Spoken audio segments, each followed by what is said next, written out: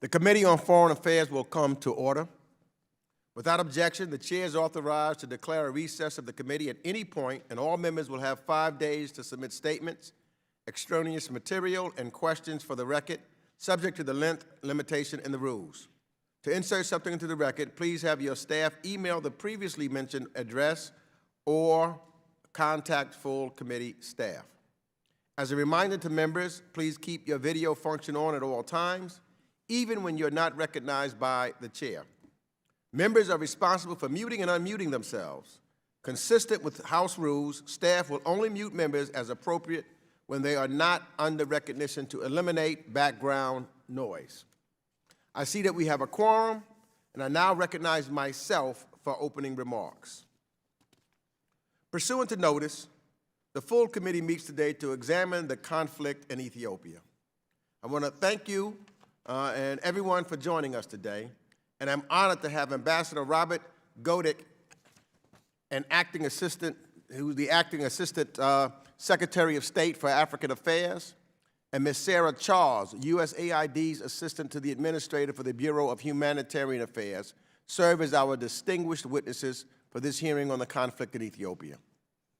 As we all know, the situation in Ethiopia and in the Tigray region in particular is dynamic and appears to be entering a new phase. We are reminded of this stark reality over the last 24 hours, when Tigrayan forces overtook the regional capital and the Ethiopian government called for humanitarian ceasefire.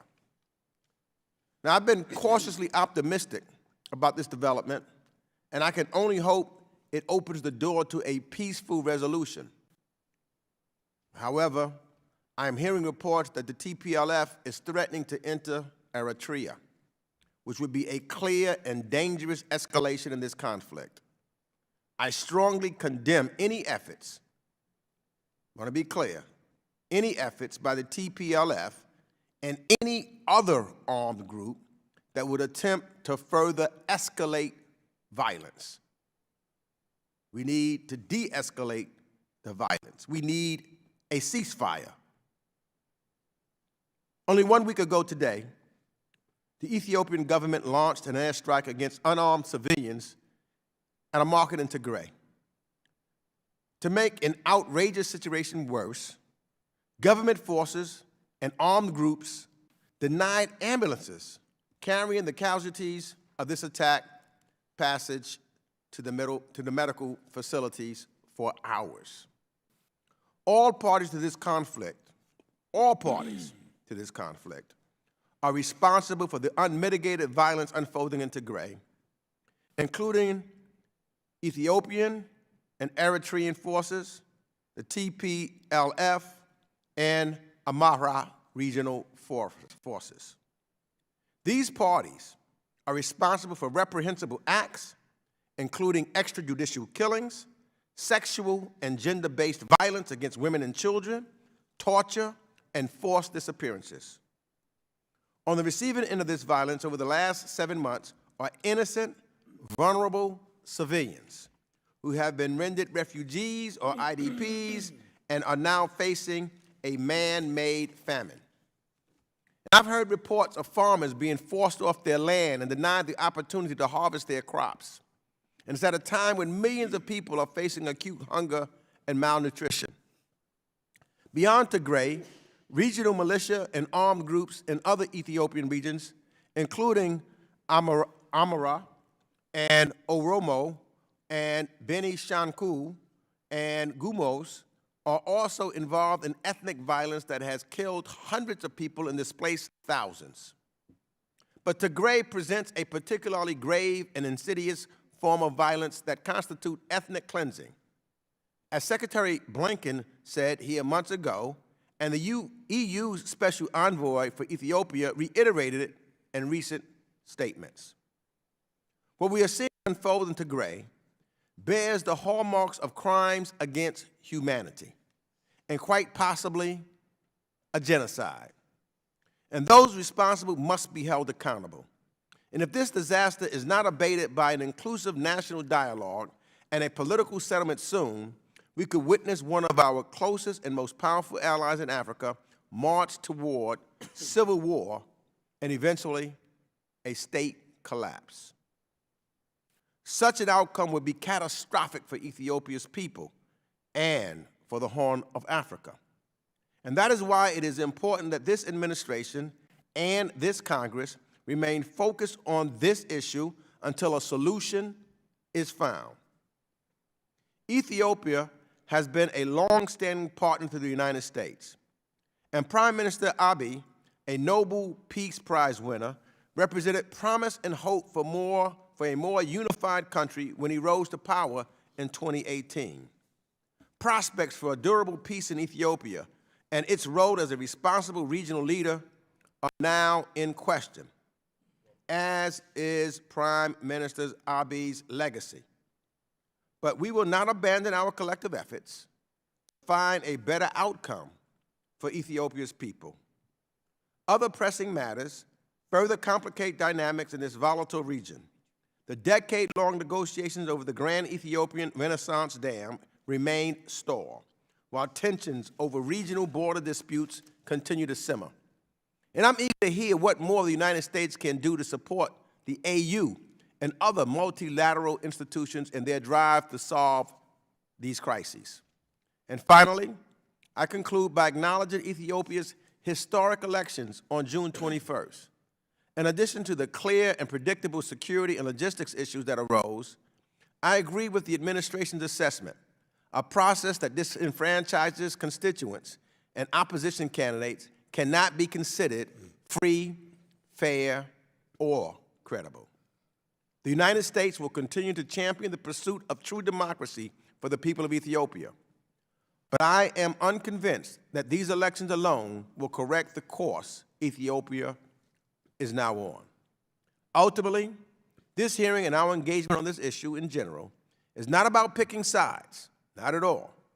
Our chief concern, our focus is for the people of Ethiopia and how the United States can help pave the path toward reconciliation, peace, and stability in Ethiopia.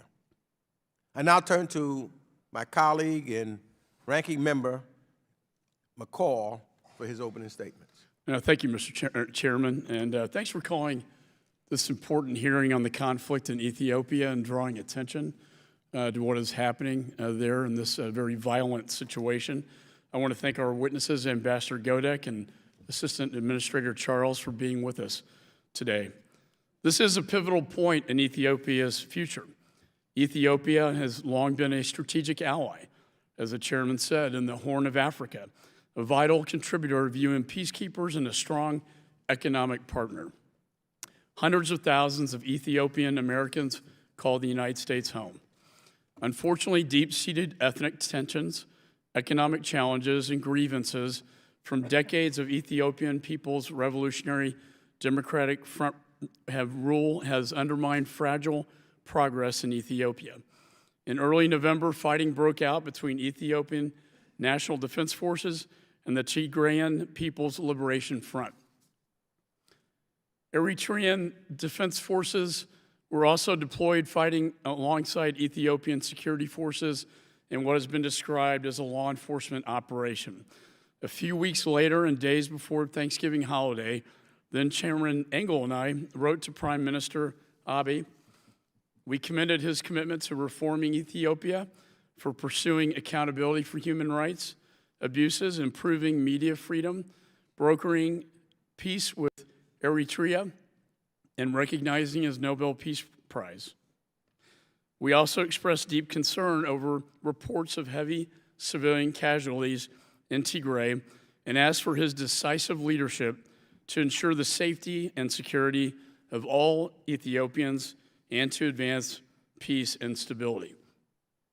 7 months later, almost 1 million people are starving, and according to the UN, systematic rape and sexual violence is rampant. What a change from the Nobel Peace Prize to this. In my assessment, war crimes, crimes against humanity, and acts of genocide have been carried out against the Tigrayan people. Last week, Prime Minister Abiy stated, quote, "There is no hunger in Tigray," unquote. The stunning denial of the catastrophic conditions on the ground in Tigray is appalling. I'm cautiously optimistic of reports of a ceasefire.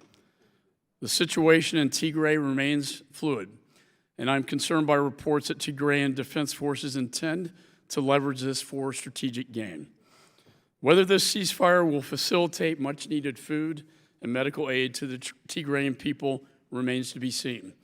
A political solution is needed, and all parties to the conflict must prioritize addressing the dire need of civilians.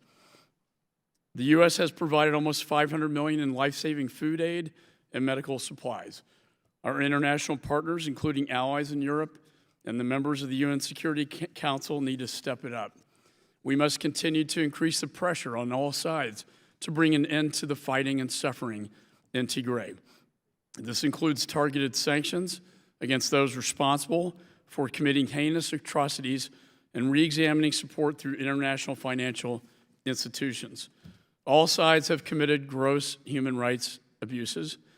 Members of the Tigray People's Liberation Front, Ethiopian security forces, and Eritrean security forces, and Amhara regional forces. The joint investigation by the Office of the UN High Commissioner for Human Rights and the Ethiopian Human Rights Commission must have full access and independence to investigate these crimes and other human rights abuses in Ethiopia.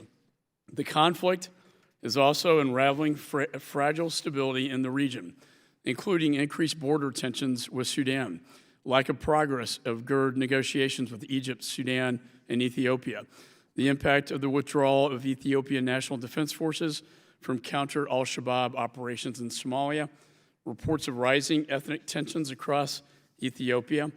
The U.S. Special Envoy to the Horn of Africa, Jeffrey Feltman, stated recently that the Ethiopian crisis can make Syria look like child's play. As a diplomat who spent the entirety of his 30-year career in the Middle East, this was no small warning. The world needs to wake up to the gravity of the situation before us. Millions of lives are at stake. So again, Mr. Chairman, thanks for calling attention to this grave situation, and I look forward to the testimony. With that, I yield back. Thank you, Mr. McCall. I'll now turn to the chair and the ranking members of the Subcommittee on Africa. I'll yield 1 minute to Chairwoman Bass. Thank you, Mr. Chairman. I also want to thank you.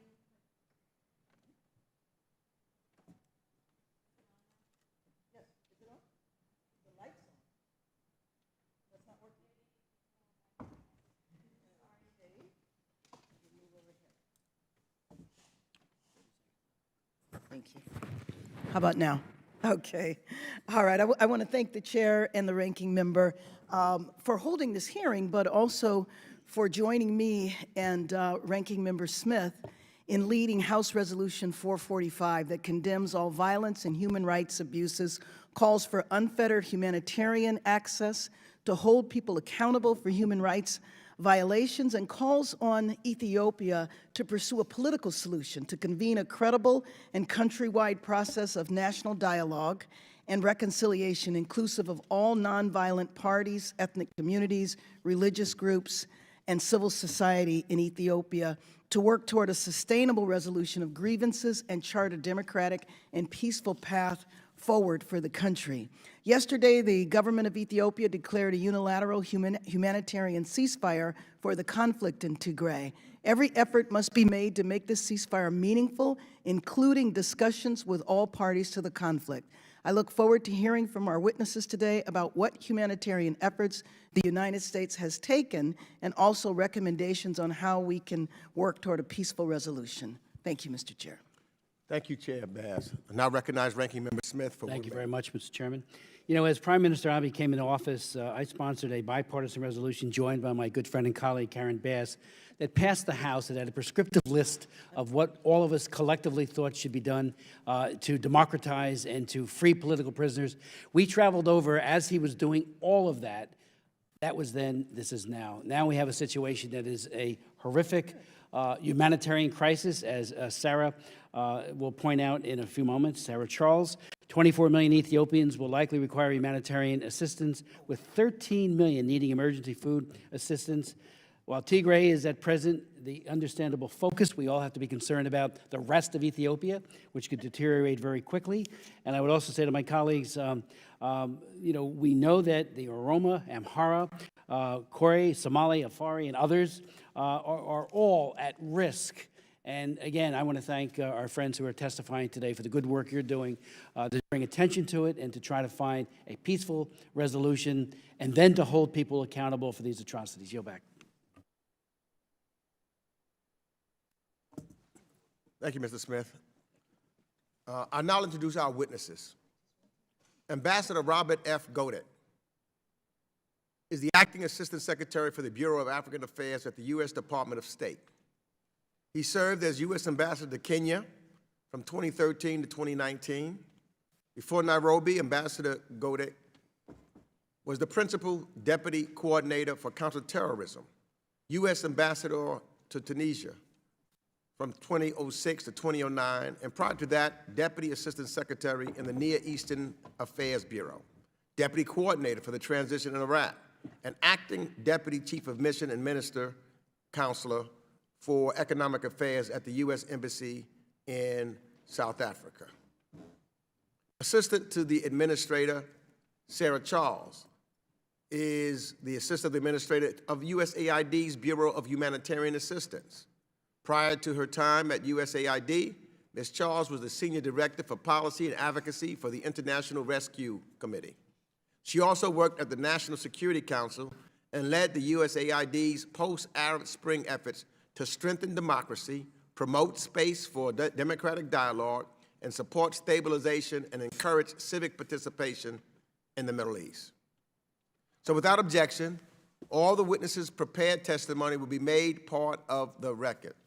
And I now recognize the witnesses for 5 minutes each to summarize their testimony, and I'll start with Ambassador Robert Godek. You're now recognized. Thank you, Mr. Chairman. Mr. Chairman, Ranking Member, distinguished members of the committee, I appreciate the opportunity to discuss with you the dire situation in Ethiopia. Today, increasing intercommunal and interethnic conflicts across the country are putting Ethiopia's unity and territorial integrity at risk. If the crisis continues to worsen, the Horn of Africa and wider region will be destabilized. The worst conflict is in Tigray, where the scale of suffering of civilians is shocking, horrifying, and heartbreaking. Tigray is an emergency that demands the immediate action of the United States and from the international community. Before I outline the urgent steps the United States is taking to end the conflict, stop the atrocities, and provide humanitarian assistance, however, there were some potentially important developments yesterday. The Ethiopian government announced a unilateral temporary cessation of hostility in Tigray. Some reports indicate that the Tigrayan Defense Forces made significant gains in recent days, and this may have factored into the government's decision. And the TPLF is now in charge in Mekelle, the capital in Tigray. The announcement was accompanied by what appears to be a significant withdrawal of Ethiopian National Defense Forces from Tigray, including its capital city, Mekelle. We understand that the Ethiopian government's decision to pursue this cessation of hostilities and to withdraw its military forces has been communicated to the government of Ethiopia, and that it was asked to take similar action. We urge the Eritrean government to comply immediately. We will watch closely to determine if the ceasefire results in changes on the ground. But the Ethiopian government's decision to declare a temporary end to hostilities is a promising development, and we welcome it. It is essential now that all parties commit to the ceasefire, allow humanitarian access, protect civilians, there be independent investigations into atrocities, and that there is justice for victims. Ethiopia is at a pivot point. It's at an inflection point. What the parties do now matters and will determine whether there is a better future ahead for Ethiopia. Earlier this month, the UN announced that famine is occurring in Tigray. USAID now estimates that between 700,000 and 900,000 people are experiencing catastrophic Phase 5 food insecurity. This is the largest number of people living with such high levels of acute food insecurity since the 2011 Somalia famine. But in this case, it is entirely man-made. This is unacceptable, and we condemn it in the strongest terms. Assistant Administrator Charles will discuss the humanitarian emergency in more detail. Atrocities have been committed by all actors involved in the conflict. In western Tigray, security forces allied with the Amharan regional government are forcing ethnic Tigrayans from their homes in what Secretary Blinken has described as acts of ethnic cleansing. Eritrean and Ethiopian forces have purposely and methodically destroyed water points, health facilities, schools, food storage sites, agriculture and livestock inputs, and farming equipment, leaving the Tigrayan population with no ability to feed itself. They have impeded humanitarian relief efforts and threatened and even killed assistance workers. Our thoughts are with the friends and family of the 3 Médecins Sans Frontières staff members tragically killed last week in the course of their work in Tigray. Such attacks on humanitarian actors are unacceptable and must stop. The UN has reported mass rapes of women and girls and widespread massacres of civilians. There are credible reports of hundreds of unlawful killings, including one captured on video showing likely Ethiopian troops shooting unarmed prisoners and then throwing the dead bodies of prisoners off a cliff. Civilians have been dragged from their homes or IDP camps and shot for no apparent reason other than being Tigrayan. Just last week, an Ethiopian airstrike hit a market in Togoga, killing or injuring at least 80 civilians. These atrocities must stop, and stop now. The administration is using every available tool to end this conflict. Along with a growing number of governments around the world, we have called for an immediate cessation of hostilities, full and unhindered humanitarian access, protection of civilians, the withdrawal of Eritrean and Amhara regional forces, a political settlement of the crisis, and independent international investigations of human rights violations, abuses, atrocities, and justice for victims and accountability for those responsible. To achieve these goals, we are working with like-minded partners, regional governments, the African Union, a range of organizations and individuals at the highest levels. We have pressed the UN Security Council and the UN Human Rights Council to work towards ending the crisis. At the G7 Leaders Summit and US-EU Summit in June, the United States and our partners spoke with one voice about the crisis. We've engaged with the Ethiopian and Eritrean governments at the highest level, pressing them to end the hostilities and to follow through on commitments for the withdrawal of Eritrean forces, protection of civilians, and humanitarian access.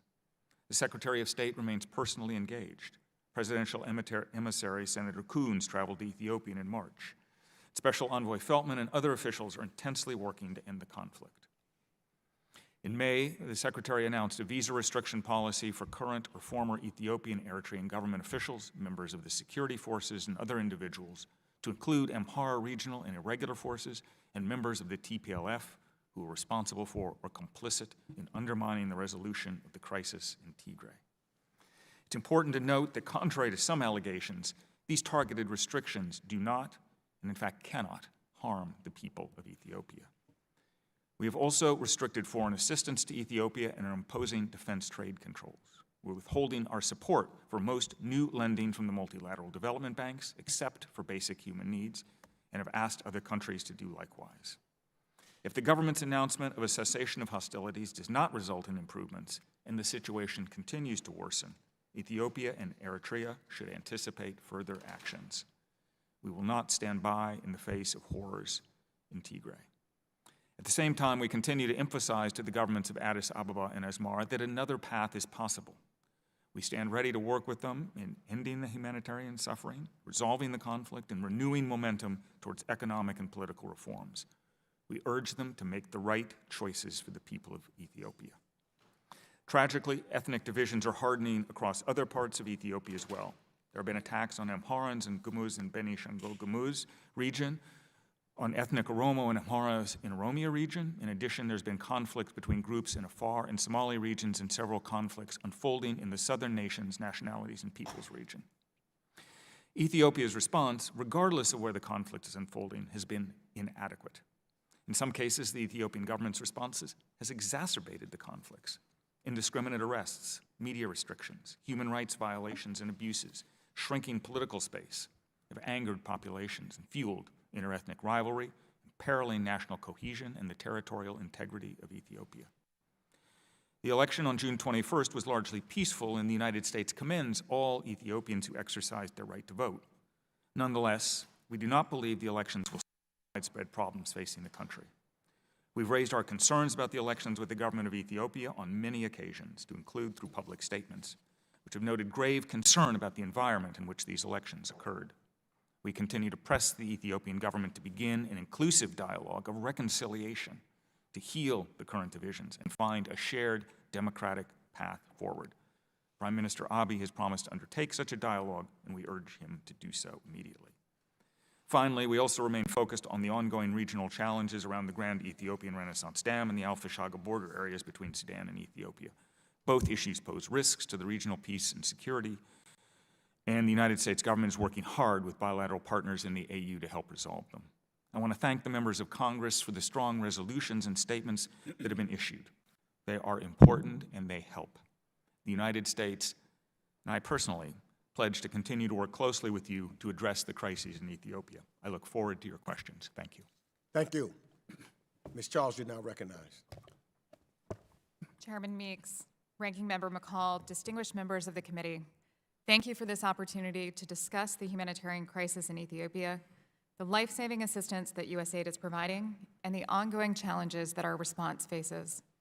Thank you also for the committee's continued engagement on this issue, including through members' support for House Resolution 445.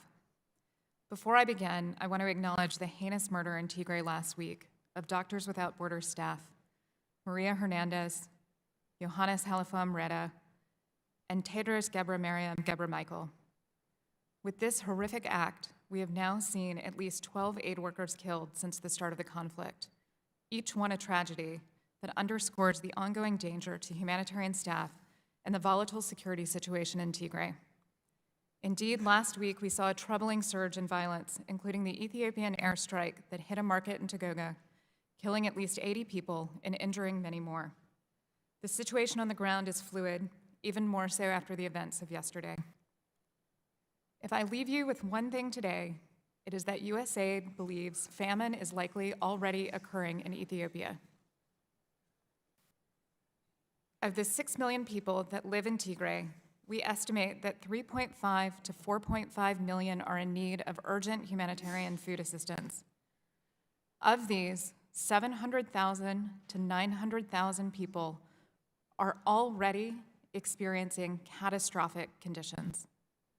Populations at that level of food insecurity are facing extreme deprivation, starvation, destitution, and death. Nearly 40 years ago, Ethiopia endured a famine that shocked the world, devastated the country, and killed an estimated 1 million people. Without a sustained cessation of hostilities, improved humanitarian access, and a scale-up of assistance, we will likely once again see widespread famine in Ethiopia this year. Several weeks ago, testifying before the Senate, I shared the stories of Mariam and Haben. Today, I want to tell you about Johannes. Johannes is a 23-year-old whose family was split up when they fled conflict in Tigray. His friends were shot and killed as they fled, but he couldn't stop to help them, or he risked being killed himself. He reached Sudan with his father, but then returned to Tigray to find his 11-year-old sister and 5-year-old brother. The three of them now live in an informal settlement in Ethiopia, separated from their parents and reliant on the local community for food. Sadly, there are 200 million stories of displacement like Johannes's in Tigray and across the border in Sudan, where 45,000 refugees have fled. The scale of need in Tigray is immense, and averting widespread famine requires more than just food assistance. There are also devastating reports of widespread human rights abuses, including gender-based violence by armed actors across Tigray. The reports speak to widespread incidents of rape and other gender-based violence, and systematic attempts to dismantle society and destroy families. Perpetrators have targeted the wives of priests, abused women in front of their families, and used brutal violence against women. As I've said publicly before, the severity of abuse is among the absolute worst I have seen in my nearly 2 decades of humanitarian work. We at USAID condemn these atrocities in the strongest possible terms. In the face of staggering need, the United States has responded with significant support and advocacy. We're the largest donor to the humanitarian response, providing nearly $488 million in humanitarian assistance since the conflict began. More than 3.9 million people with assistance. And the USAID funding announced earlier this month will provide enough additional food to feed 3 million people for nearly 2 months. It also provides support for case management for survivors of gender-based violence, safe spaces, psychosocial support services for women and girls, and training for social workers and community caseworkers. We've also been loudly ringing the alarm about the deteriorating situation in Tigray. We've held a series of high-level events earlier this month focused on Tigray, convening humanitarian partners, diplomats, donor counterparts, and even the weekend for urgent discussions on famine and ongoing atrocities. This is part of an ongoing effort to drive action on Tigray among donors and the broader public and continue to increase pressure on parties to the conflict to bring an end to this crisis. Our assistance, though, is not enough to avert widespread famine in Ethiopia if the parties to the conflict obstruct access to people in need. Currently, more than 1 million people are in need and inaccessible to humanitarians. The response has been hindered from the beginning by access constraints imposed by the government of Ethiopia and blocking of assistance by the Eritrean Defense Forces, the Ethiopian National Defense Forces, and the Amharic Special Forces. The unilateral ceasefire yesterday by the government of Ethiopia is very welcome, and we hope to build on that momentum. To be clear, the threat of widespread famine is man-made. If actors on the ground block assistance and prevent farmers from planting and harvesting, these actors are actively increasing the likelihood of widespread famine. I'm honored to be here today to discuss our work and underscore our commitment to the people of Ethiopia. Our humanitarian assistance can help alleviate urgent need, but it will not address the root causes of the conflict or ongoing human rights violations. Despite the heroic efforts of local communities and humanitarian workers, the trajectory of the crisis in Tigray is troubling. Widespread famine, unless parties to the conflict sustain a cessation of hostilities and provide unhindered humanitarian access. We must ensure that they do. We owe it to children like 13-year-old Rachel, a pseudonym. She had been an active student that enjoyed poetry and sports before she was forced to flee with her sister and great-uncle when conflict broke out in western Tigray. Part of another family torn apart by the violence, she now lives in an informal settlement with limited access to food, where she's become withdrawn and anxious and misses her mother. For Johannes, for Rachel, for their families, for their neighbors, we must demand better. Thank you for this opportunity to speak with you today, and I welcome your questions. Thank you for your testimony, both of you. And I'm now going to recognize members for 5 minutes each pursuant to House rules, and all time yielded is for the purposes of questioning our witnesses. I'm going to recognize members by committee seniority, alternating between Democrats and Republicans. If you miss your turn, please let us know, and our staff will come back to you. If you seek recognition, you must unmute your microphones and address the chair verbally and identify yourself so that we know who is speaking. I'll ask the witnesses to try to be brief because we want to work within the 5-minute time limitation in response, and ask the members to make sure that they give time for the witness to answer questions should they choose to ask a question. So I'll start by recognizing myself for 5 minutes. Ambassador Godek, I noted at the top of my remarks the situation in Tigray, and I'm just looking at some text, but actually some recently put out texting, as well as emails that are going back and forth now in regards to the ceasefire and whether or not it's real or not. And we hear that the TLP may be looking to go into Eritrean territories, if required or if necessary, is what they said, from what I understand. So my question to you: do you think that this ceasefire is, and what can we do to try to make sure there's a real opening to negotiate? Or or the sides just trying to look at this as the next phase of a protracted conflict morphing into a civil war. You have any thoughts on that? Thank you, Mr. Chairman. The ceasefire announcement by the Ethiopian government was an important development, but it needs to be made real on the ground. What we need is a permanent ceasefire, which all of the parties are committed to. The moment we still do not have a statement from the TPLF or the Eritreans that they're committed to a ceasefire, and we urge that that happen. We need a ceasefire that will allow humanitarian access and other issues to be addressed. The administration is going to work very hard to help put this in place. We are in contact with the government.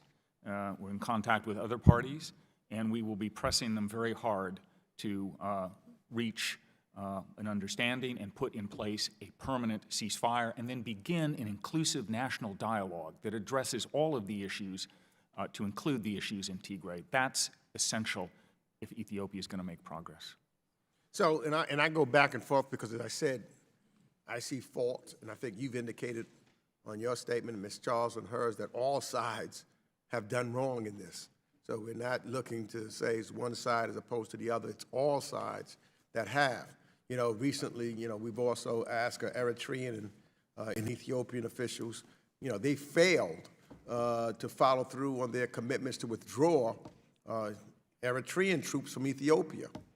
In fact, there's been some reporting that there's fresh Ethiopian troop rotations into Tigray, and Eritrean troop rotations into Tigray, and Eritrean troops are fanning out to other parts of Ethiopia as recently as earlier this month. So I was wondering if you could give us the status of the Eritrean Defense Forces in Ethiopia and how they are commanded and controlled. I'm sorry, the Eritrean Defense Forces? Eritrean. Defense Forces, yes. The Eritrean Defense Forces are still in Tigray.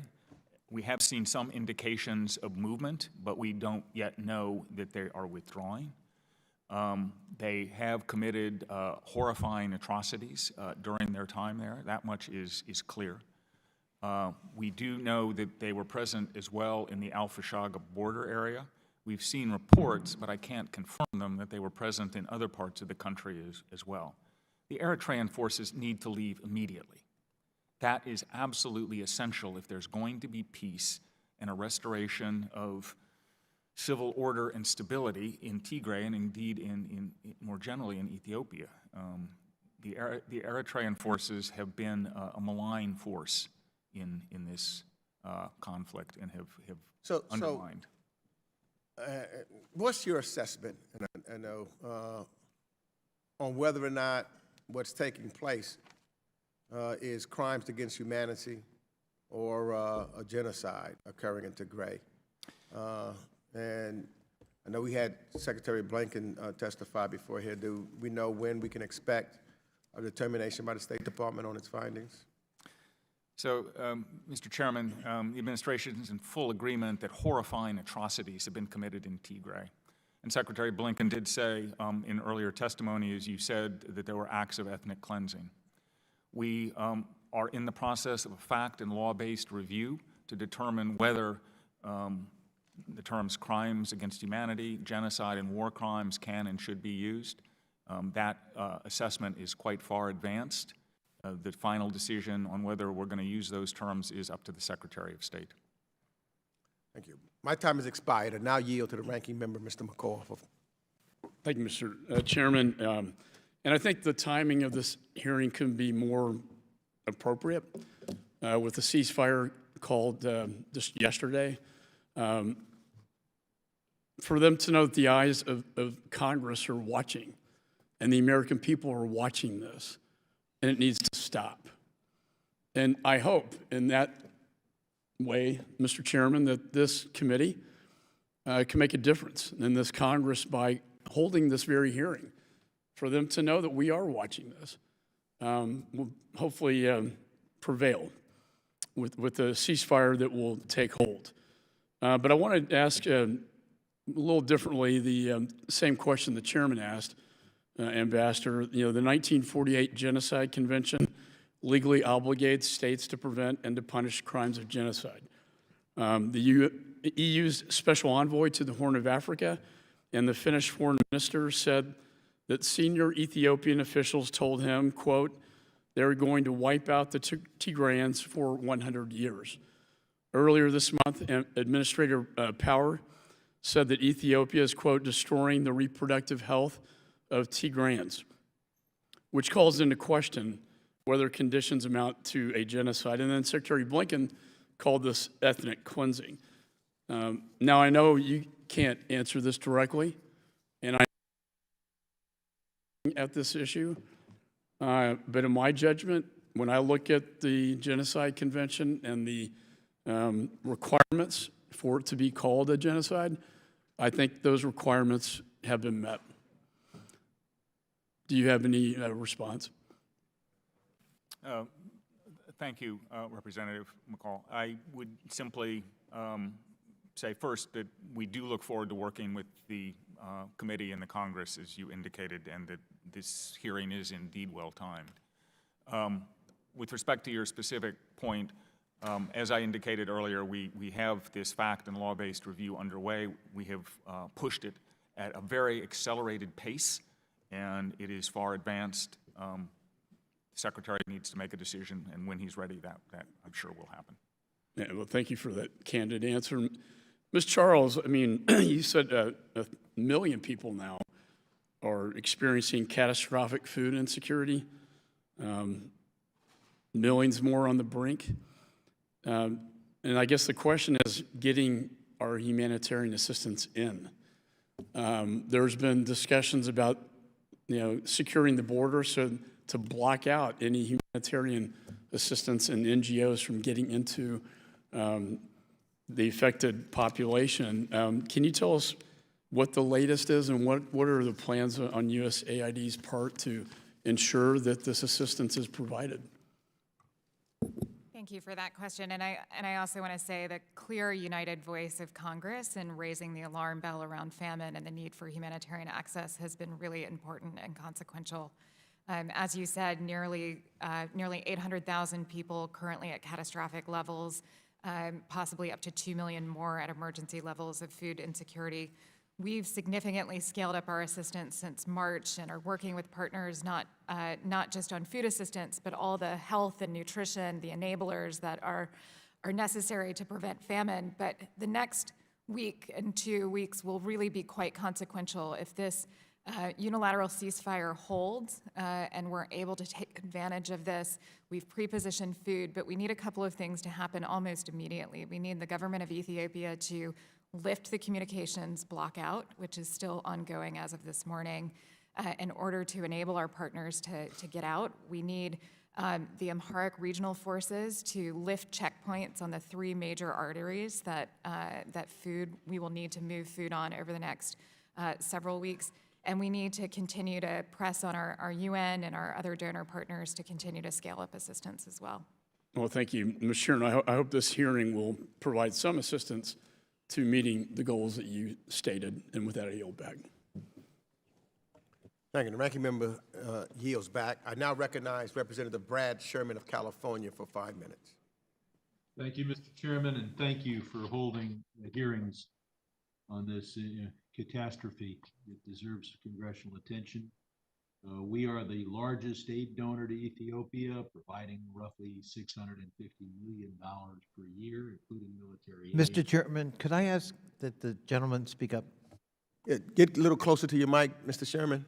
I'm pretty close, as you can see on the screen, but I do have a big mouth, so I'll put it to good use. Mr. Chairman, once again, thank you for holding these hearings. We are the largest aid donor to Ethiopia, some $650 million a year, including military aid. And we should obviously expect better from a government that is receiving that level of aid. Ms. Charles, are the Tigrayan forces and is the Ethiopian government opine on whether those two parties are cooperating in the delivery of aid to the people of Tigray? Thank you for that question, and I just want to be clear, our assistance at this point is only for the Ethiopian people and not working through the government of Ethiopia. We very much welcome the news of the unilateral ceasefire from the government of Ethiopia and hope that they take steps in the next several days, not least of which lifting that communications blackout, extending visas for Ms. humanitarian Charles, my workers. focus is on what prior to today, Okay. as the Tigrayan forces obstructed or cooperated with aid delivery, as the Ethiopian government obstructed or cooperated with aid delivery. We've seen violations on all sides, but there's no question that the EDF, the Eritrean Defense Forces, the Amharic Regional Forces, and to some extent the ENDF have been the biggest barriers to aid, more so than the Tigrayan forces. We also had bureaucratic obstruction from the government of Ethiopia, including restrictions on communications equipment, visas, and other enablers to the response. Well, we see, as the ranking member points out, 1 million people facing grave food insecurity, 2 million people displaced, 100,000 forced out of their country and into adjoining countries. Given the mountain humanitarian crisis, organizations like Omna Tigray are calling for unrestricted aid. And I would hope that all sides would allow aid to get through to those who need it. Mr. Gadek, rather, we know that the government in Addis Ababa is trying to destroy what it regards as its rivals, both political and perhaps ethnic. Eritrea has sent in its troops. At first, both the Addis government and Eritrea denied it. Now they've announced that the troops are being withdrawn. I don't exactly believe that. What is Eritrea being given by the government of Addis Ababa to do its dirty work and to commit these barbaric acts against those the government regards as its opponents? Thank you for the question, Congressman. The government in Eritrea and President Isaias have long held significant animus toward the TPLF as a result of earlier conflicts, disagreements, and issues. And it's clear that I think the government of Eritrea is seeking or was seeking the destruction of the TPLF. So I think that the government of Eritrea So they're doing it for their own purposes, not in return for territorial concessions. So they're doing it for their own purposes, but I was going to add, Congressman, there is also a territorial issue, and I would expect that the Eritreans probably were hoping for some small territorial compensation along the border between the two countries. So government in Addis oppresses its own people, brings in a foreign and hostile power to kill them as well, and then maybe transferring territory to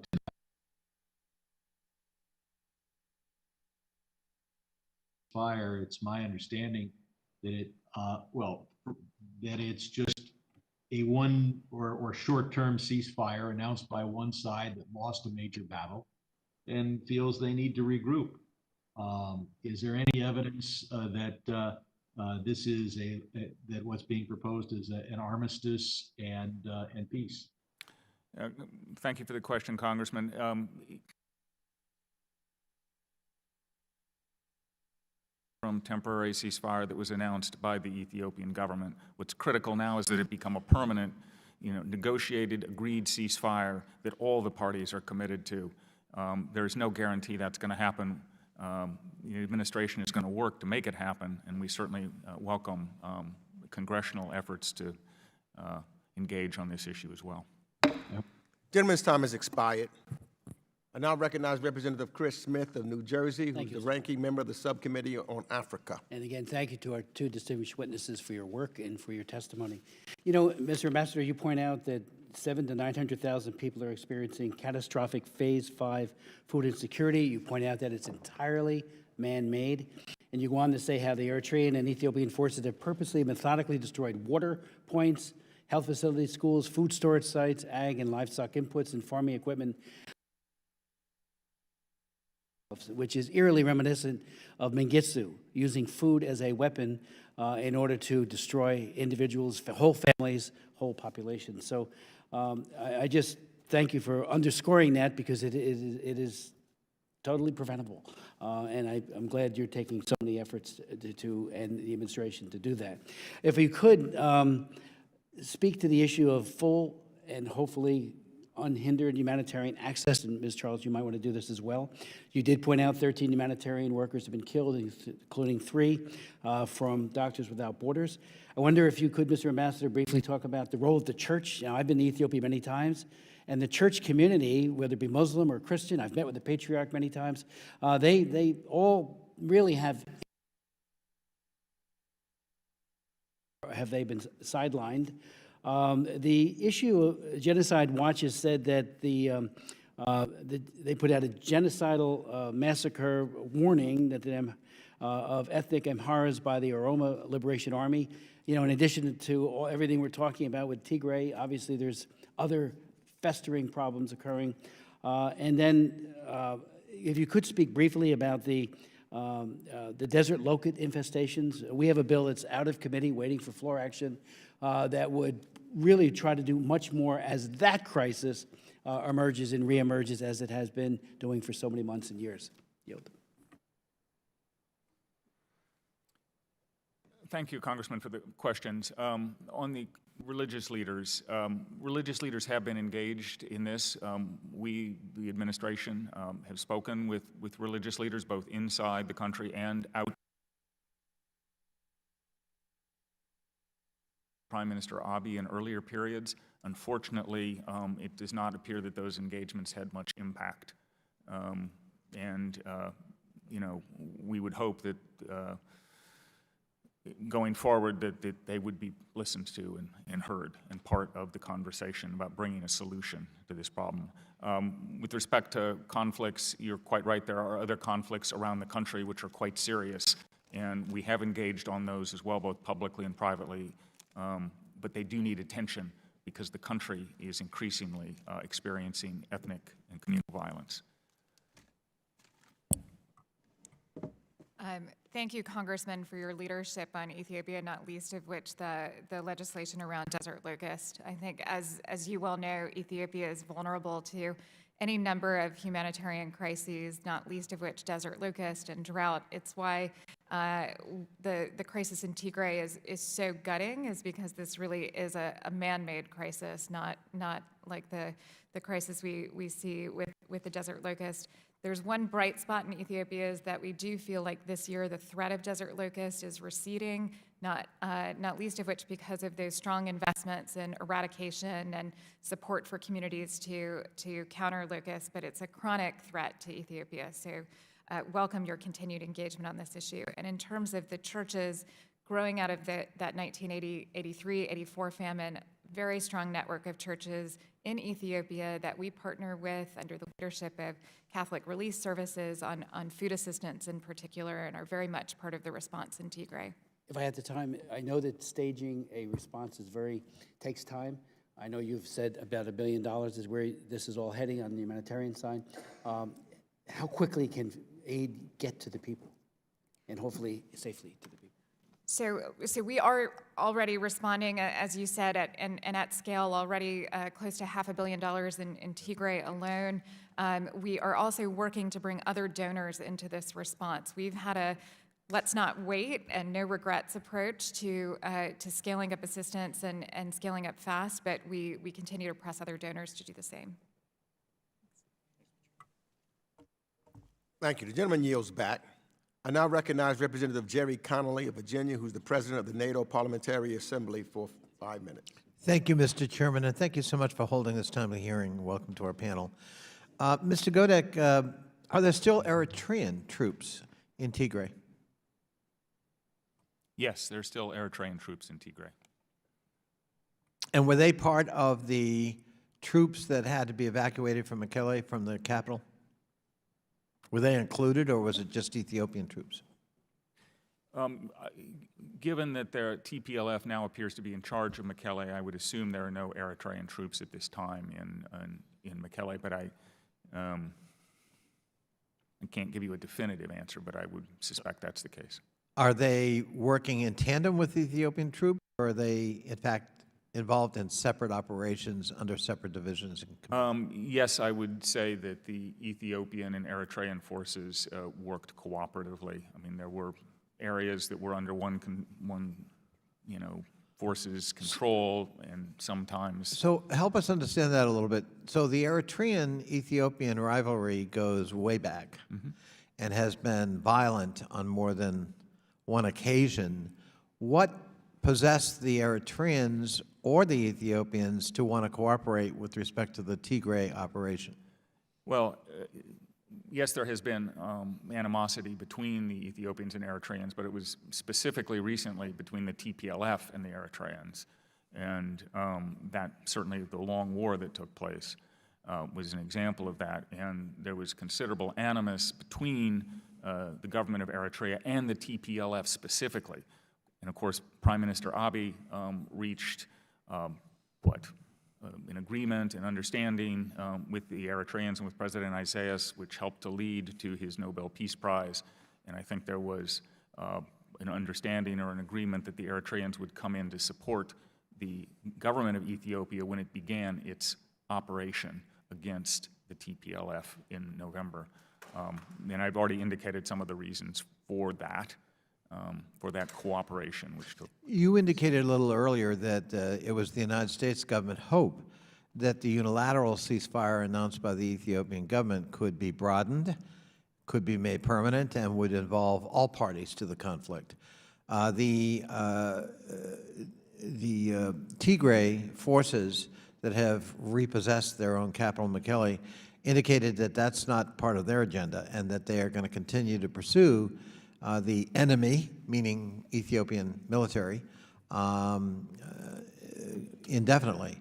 What would be the motivation, given what's going on, for the Tigrayan forces to assent to your proposition? And secondly, can you address the perception that the need, or that what motivated the issuance of a unilateral ceasefire was the fact that the Ethiopian military was being outfought and outmaneuvered, and it was a face-saving way to retreat? You know, I would urge the TPLF and the Tigrayan forces to, enter into, immediate discussions and to agree to a ceasefire. The scale of the humanitarian suffering in Tigray at the moment is such that the people need assistance. If the fighting continues, it's going to be more difficult to provide that humanitarian assistance. So now is the moment for all of the parties to come to an agreement that the fighting is going to come to an end.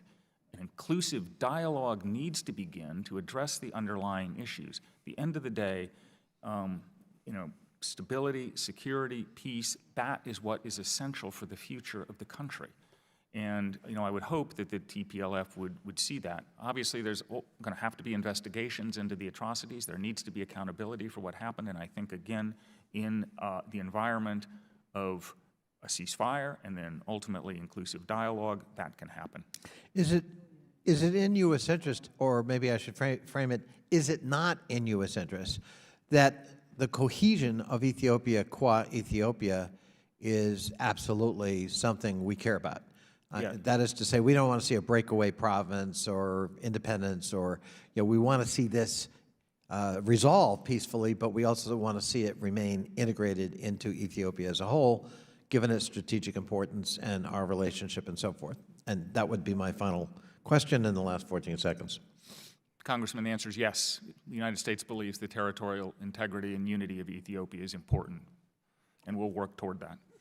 Thank you, Mr. Chairman, and thank you, Mr. Godek, for such a concise answer. Thank you, Mr. Connolly.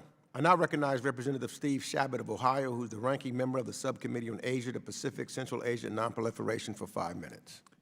Thank you, Mr. Chairman, for holding this very timely hearing today. And as the ranking member of the Asian Pacific Subcommittee, I, not surprisingly, have a question relative to China and the conflict in Tigray. China likes to see itself as the rising global power. In a situation like this, seems like it could be an opportunity for China to step up and maybe do something constructive for a change. Now, either through engagement, let's say, with the government of Ethiopia or through multilateral forums, have they done anything thus far that would be constructive? And I would note, for example, that China's One Belt, One Road initiative has left many countries with huge debt, including Ethiopia. What could they do? What have they done, if anything? Thank you for the question, Congressman. China does indeed have an extensive relationship with Ethiopia. It has significant commercial investments there in a wide range of areas. They've done construction, their commercial interests. So they have an extensive engagement. The Ethiopian government does owe China billions of dollars. So there's billions of dollars in debt.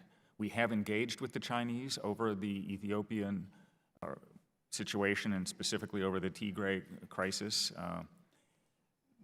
What I would indicate is that the Chinese believe we have urged them to, for example, work with us at the Security Council to bring the matter before the Council. And so far they have indicated that they're not willing to do that. So I think what I just heard you say is we've asked them to engage, and they consider this to be an internal matter, much like the Falun Gong and the Tibetans and the Uyghurs are all internal matters where they slaughter individuals, and that's internal to them. When they take over Hong Kong, which was arguably part of China to some degree, nonetheless, but the way they've cracked down was in violation of agreements that they made. So it sounds like you said they could step up and do some things constructive here, but thus far they have not. I would say that's the case, Congressman. Thank you. When you've been around this place as long as I've been, 25 years now, you wear a number of hats. So I also would ask you, wearing a different hat, I'm the co-chair of the Congressional Freedom of the Press caucus, along with my Democratic colleague from California, Adam Schiff. And so I'm interested in the media situation surrounding the conflict. And I understand that journalists have been, they faced harassments and threats and intimidation, and others have been detained because of their reporting or had their credentials revoked.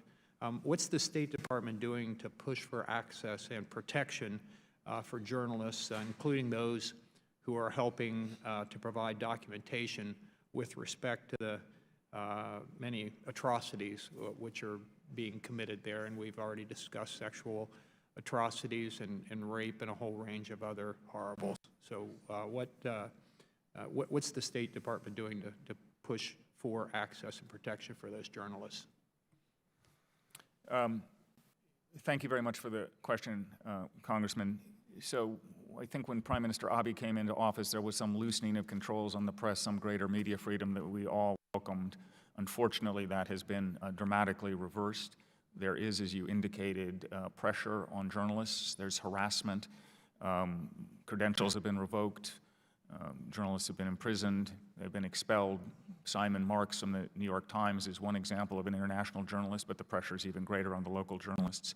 We have frequently raised this, both publicly and privately, to include with Prime Minister Abiy, both specific individual cases and the general situation of media freedom, and we have pressed for action on this front on a number of occasions, and we will continue to be both vocal publicly and privately about this matter.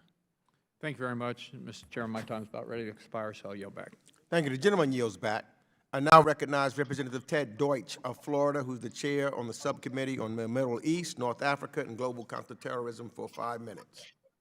Thank you, Mr. Chairman. Thanks, Ambassador Godek, Ms. Kelly. Like most of my colleagues, I'm deeply troubled by what we've seen unfold in Ethiopia. I thank the chair and Chairwoman Bass for their focus on this crisis. I was glad to see President Biden's appointment of Ambassador Feltman, highly accomplished diplomat to the special envoy role, showing the priority that this really requires, that this needs to be.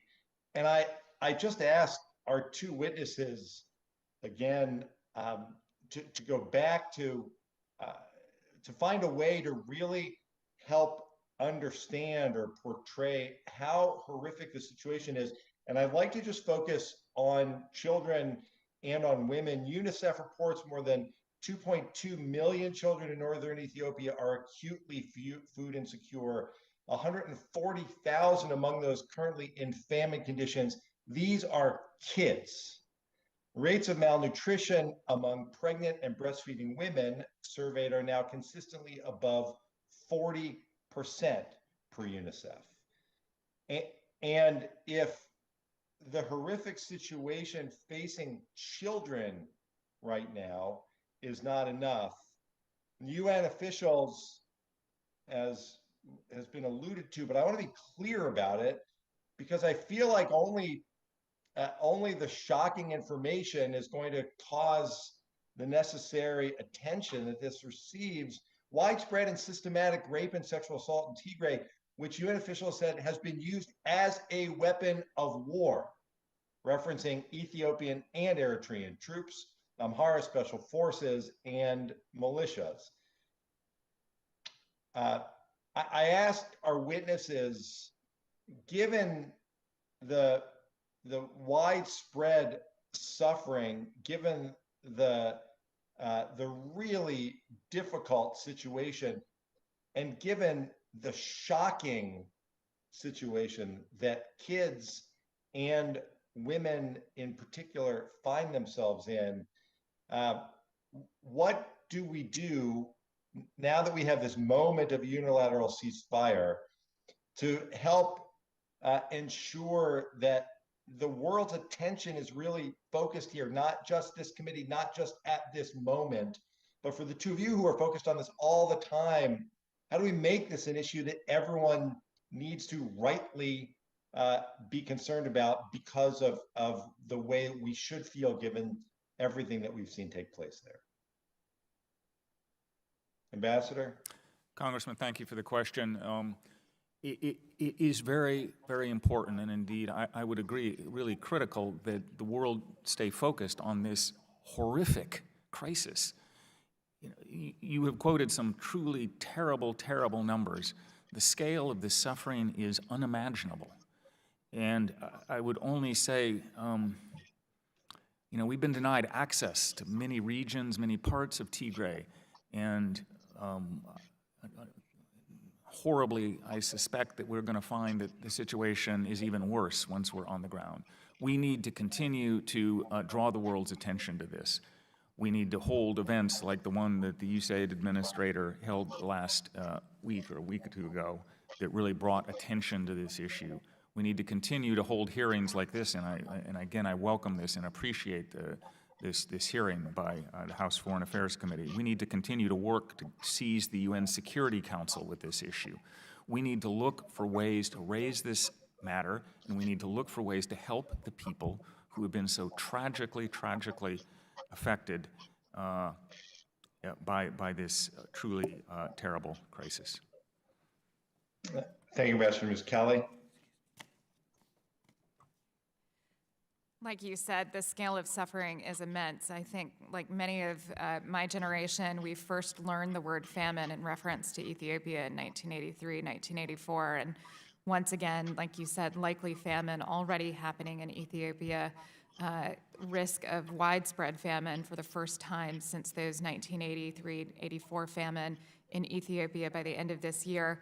I think this moment also gives us an opportunity, though, to remind people that it's not hopeless. If the parties do, we welcome the government's unilateral ceasefire. If all parties respect that ceasefire, we do have a window of opportunity to avert the worst, but that requires concerted action by all parties right now. We cannot wait. Thanks, Mr. Chairman. I want to thank you and Ranking Member McCall And I especially want to thank Chairman Bass and Ranking Member Smith. This issue needs to be front and center. That what we're seeing is horrific, and I'm so grateful to you for helping to shine a light on it today. I yield back. Thank you. The gentleman's time has expired. I now recognize my friend, Representative Scott Perry of Pennsylvania, for 5 minutes. Well, thank you, Mr. Chairman, and thanks for holding the hearing. Thanks for the folks that are here to testify. Ms. Charles, I'm interested in our partners, I guess. You know, the American people, we're a generous lot, and we want to do all we can, and that's the right thing to do. And the description of what's happening, they're certainly horrific and invoke the things that we're doing. But we can't do this on our own, and quite honestly, I appreciate your positive attitude, Mr. Ambassador. I don't see the ceasefire holding, quite honestly, but God bless you. I hope it does, and I hope there is a window of opportunity. I guess, Ms. Charles, if the stated goal is to starve these people out, which seems to be one of the stated goals, how can we have any confidence that the humanitarian, the food assistance that the United States is going to be sending, or is sending, or that you have there ready to go, is going to get to the people in need? Like, we've seen this before, right? It's been hijacked. What provisions are in place on the ground to safeguard it, to get it there, and who else? What other countries are assisting the United States of America in completing this mission? Thank you for that question, Congressman. Our first priority is to make sure that assistance gets to those that need it most. And when we talk about the food assistance, we work very closely with the World Food Program, with Catholic Relief Services, who runs the Joint Emergency Operations Center, to put in place plans for end-to-end monitoring, which is not to say that there aren't incidents of armed actors in particular diverting that assistance, but we work very hard with them to avoid that wherever possible. I spend almost as much of my time thinking about the operation on the ground as I do talking to other donor counterparts, because we really do need more help from other donors. We have good partnership with the European Union, with the Germans, with other donors, but I'm working the phones all the time. If you don't mind my asking, where's the UN in this? And it sounds to me, with all due respect, like you're avoiding, the plan now is to avoid having the assistance stolen by armed actors, which it sounds to me like the region is full of them on all sides, right? And everybody's got a stake in this. Personally, I'm just not real confident in that. I've served in the United States military for 3 decades.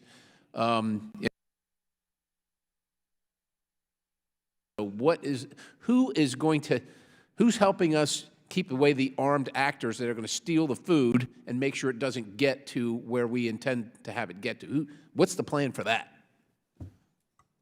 Thank you. It's a very good question, and we do work very closely with the UN, not least of which the World Food Program, but also UN OCHA, UNICEF, and others. And this is where we really need the support and cooperation of the government of Ethiopia, of the ENDF, and now with the Tigrayan Defense Forces, to ensure again that assistance does get to those who need it the most. Yeah, I got to tell you, I know you're trying your heart out, and you have the best of intentions for the right reasons. I don't see a lot of upside for the Ethiopian government to help in this regard. I'm concerned for the people on the ground that are starving and being killed and being tortured and tormented and abused and all the things that you've discussed here. I'm also concerned for the American taxpayer who's sending this stuff, the supplies here, with the best of intentions and their heart's in the right place, that's all going to be squandered because we don't have, when I say we, it's you folks and your partners, Ambassador, you folks, a good plan to safeguard it where it is and to safeguard its arrival to the location. If the stated goal is to starve these people out, the last thing they're going to want to do is allow you to do that. That's counterintuitive to what they're trying to accomplish here, horrific as it may be. And I don't know that you have the answer here, but I think that, with respect to the people that need the food and the respect to the people that are going to be sending it there, which is the United States of America, we need to know, need to have some confidence that there is a plan and that plan will work. And I'm happy to have your comments. Yeah. I also want to be clear that we don't just drop the food off and No, leave. I didn't, yeah, I didn't think you did, but yeah. Our partners are working to reach the people that they can in places where they can monitor that food assistance, that they can make sure that it's getting to the most vulnerable. When we talk about those 1 million people that are out of reach of our assistance, that's in large part because those are places where our partners can't operate, can't trust that they can get the food to the people that they need, that they can't operate unharassed by those armed actors. So unfortunately, there are people that are very much out of reach of assistance because of what you described. But in terms of safeguarding what's in country, we work very closely with our partners to ensure that it's done in a responsible manner. Thank you, Mr. Chairman. I yield. Gentleman's time has expired. I now recognize Representative Karen Bass of California, who is the distinguished chair of the Subcommittee on Africa, Global Health, and Global Human Rights for 5 minutes. Thank you, Mr. Chair. Thank you, Ambassador and Ms. Charles. You know, I represent a district in Los Angeles that has a large Ethiopian community, and the community really does not believe that the Abiy government has committed the atrocities, and they believe that actually the Tigrayans are responsible for a lot of the crimes. I joined them, and I was so excited when he took over. And I know Representative Smith and I went and spent time with him. I was thrilled when he won the Nobel Peace Prize. And so the reality of what is happening on the ground now is very troubling. And I wanted to ask if you would please speak to my constituents, because they want to know what proof you have that the Ethiopian government is not just responding in a defensive manner because of the attack, the acts against humanity. Do the Tigrayans have any responsibility? But they really would like to understand what proof there is. So I know my constituents are watching this hearing, and I would really appreciate it if both of you would speak to them. Especially because you mentioned that we don't have access. So how do we know what's going on? To some areas, we don't have access. Congresswoman, thank you very much for the question, and thank you for all of your extraordinary work on Africa. It is quite welcome. We did indeed, all of us, I think, welcome Prime Minister Abiy when he came to office, the reforms that he put in place, the move towards democracy, opening up, and welcome the Nobel Peace Prize for him. Unfortunately, what's happened is truly, it's more than unfortunate, it is truly horrible, the conflict in Tigray. It is a catastrophe. The conflict broke out as the consequence of a long series of disagreements, conflicts, difficulties between the government, the central government, and the government in Tigray, in Mekelle, the TPLF. There were a number of mistakes on both sides, a number of things that really pushed the conflict. It is clear that the TPLF did launch the initial attack in November on Ethiopian National Defense Forces bases. Nevertheless, the response by the government, clearly everything that has happened since, the atrocities and all of the other things have been truly horrible. We have been in the process of doing this fact-based and law-based review. We have documented a number of atrocities by the government and by the... How have we documented them? How do we know? We review quite a bit of information, which we receive through many different channels, and we verify that the information is accurate. We have a wide range of sources, both public and not public, and we do look very carefully at what has happened. Obviously, we look at the reports from Human Rights Watch and from other organizations, and there is no question but that the government of Ethiopia, their forces, the Eritrean government forces, the Amharan forces, and the TPLF as well, have committed human rights violations, abuses, and even atrocities. All parties to this have unquestionably committed violations. And Ms. Charles, especially around famine, how do we know this? Well, and I'll also speak to you. Our humanitarian partners are there to provide services, not investigate atrocities, but they do have women presenting in mobile clinics as well as our partners across the border in Sudan, are having women presenting having been raped with organ damage, telling horrific stories about gang rape and sexual violence. By who?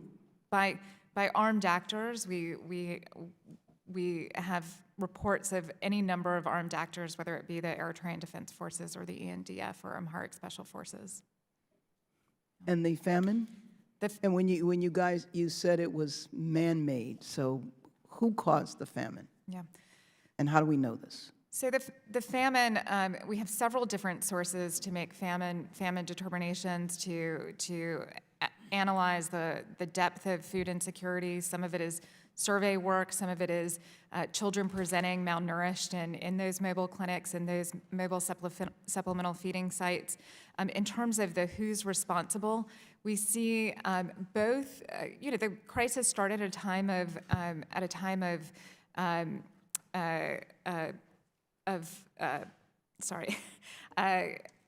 harvest, and so harvest was interrupted last fall, but subsequently we've seen, particularly this spring, the explicit blocking of Tigrayans from farming their lands and the blocking of food assistance to Tigrayans. Thank you. I yield back. Gentlelady's time has expired. I now recognize Representative Darrell Issa of California for 5 minutes. Thank you, Mr. Chairman. Mr. Chairman, in your opening remarks, you used the term, rightfully so, that Ethiopia is one of our closest and most powerful allies in Africa. The other close and powerful ally in Africa certainly would include Egypt, wouldn't it, Ambassador? Yes, Egypt is an important partner. Well, let's run through that. Currently, we have atrocities going on on both sides. Currently, Ethiopia enjoys about $1,000 per capita of GDP, and Sudan less. Essentially, this is an area of great poverty, even in good times. These are not good times. But let's go through. If the dam is completed and Ethiopia chooses to fill it at the rate that they're threatening to, and that negotiations have not yet settled, the impact to Egypt, at a minimum, and I think this is a question for both of you, would certainly be equally dire and devastating. Certainly more than 1 million people would suddenly be thrown into adverse poverty and starvation. Wouldn't that be a fair prediction if the water of the Nile is cut off?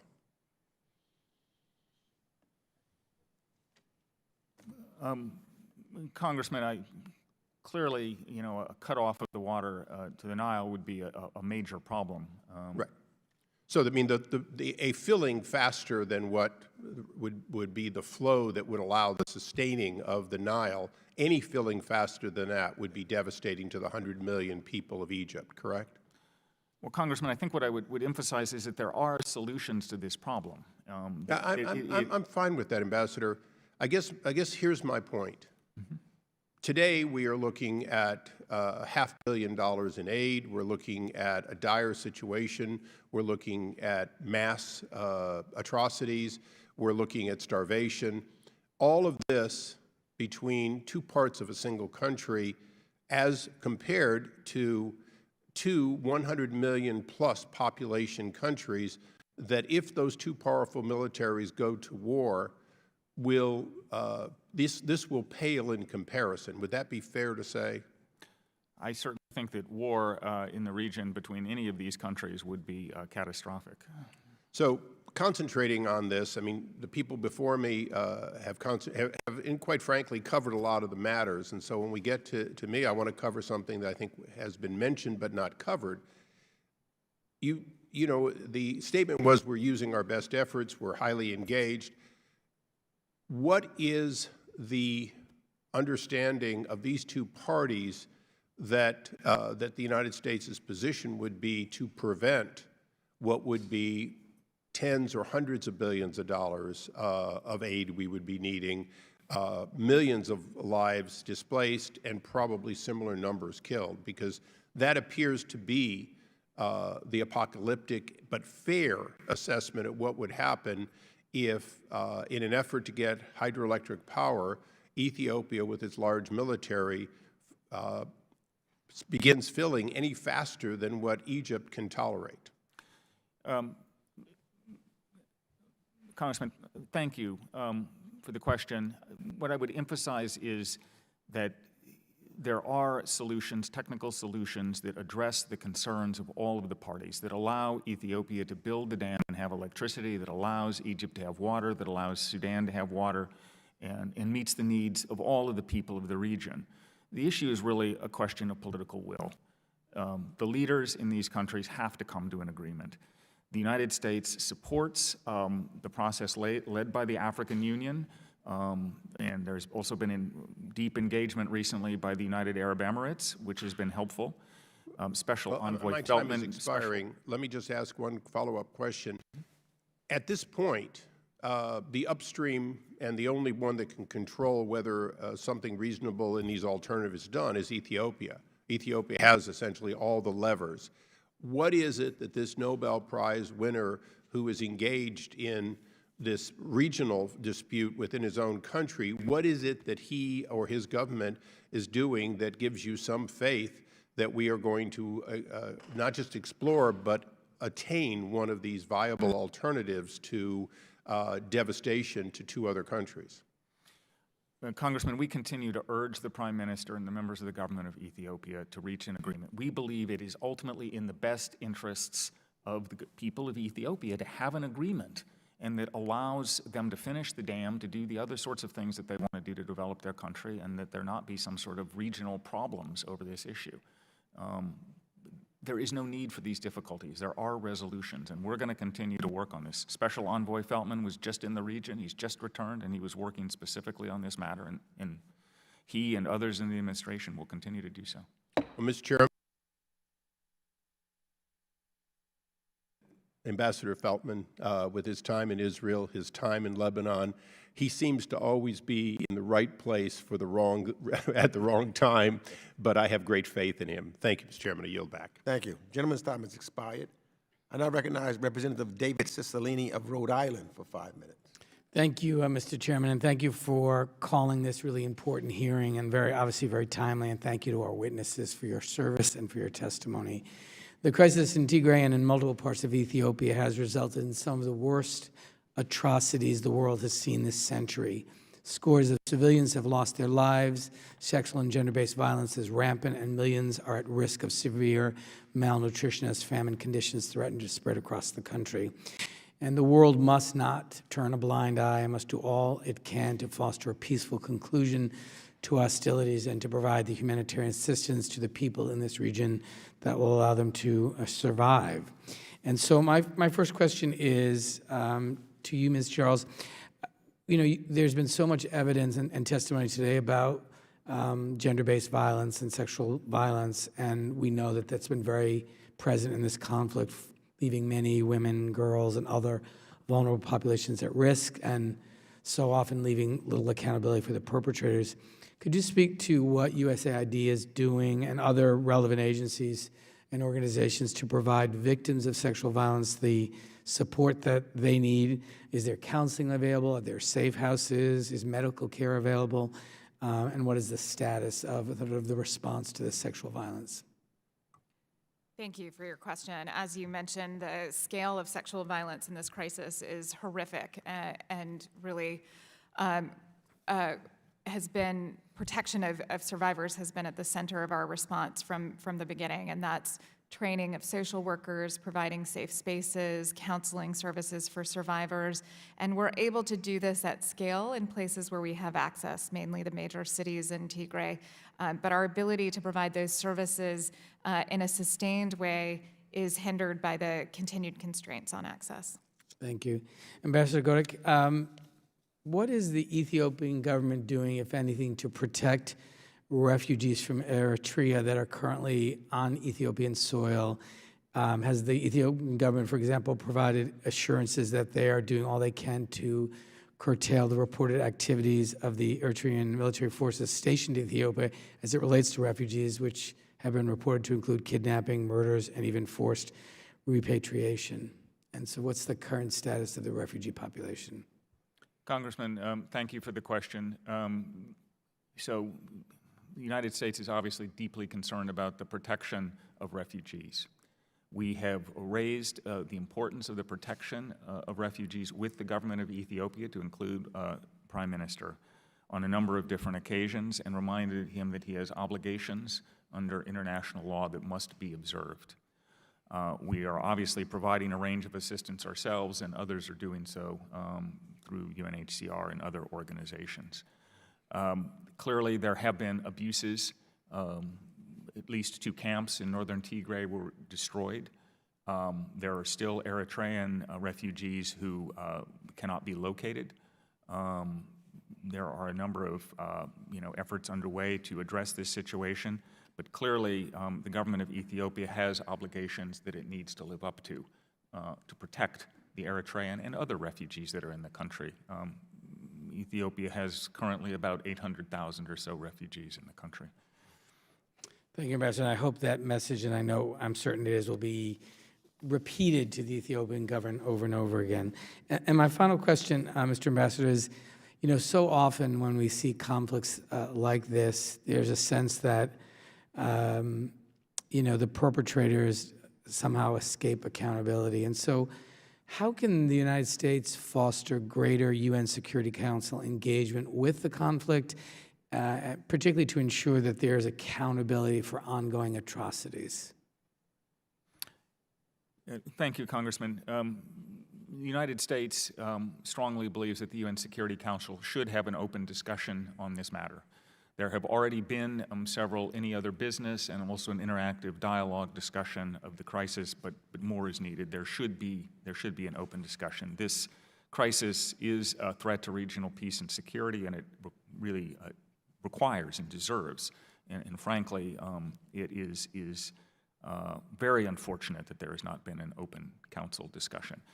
Beyond that, though, we are looking at other mechanisms, both to investigate and to hold accountable individuals who commit atrocities or human rights violations. We've supported the effort by the Ethiopian Human Rights Commission and the UN Office of the High Commissioner, Human Rights, to investigate. That is an investigation, though. It's not holding people accountable. So we hope that investigation will be completed.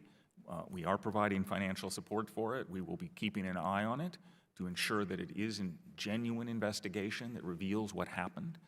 And the next step after that is to find mechanisms to hold people to account for their actions. And we will look to do that in a variety of ways, and in fact have already begun the process. Thank you, Mr. Ambassador. I yield back, Mr. Chairman. Gentleman's time has expired. I now recognize Representative Adam Kinzinger of Illinois for 5 minutes. Well, thank you, Mr. Chairman. I also want to thank the panel for being here today. It's a really important issue, obviously. Mr. Godek, many analysts have predicted that extended conflict between the... Mr. Chairman, I'm sorry, I'm having difficulty hearing the question. Mr. Kinzinger, can you speak up? Yeah, I'm trying. What about now? How's this? All right, I'll have to come back then if it's not working.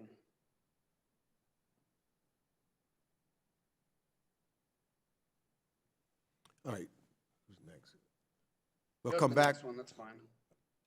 Mr. Kinzinger, are you still there?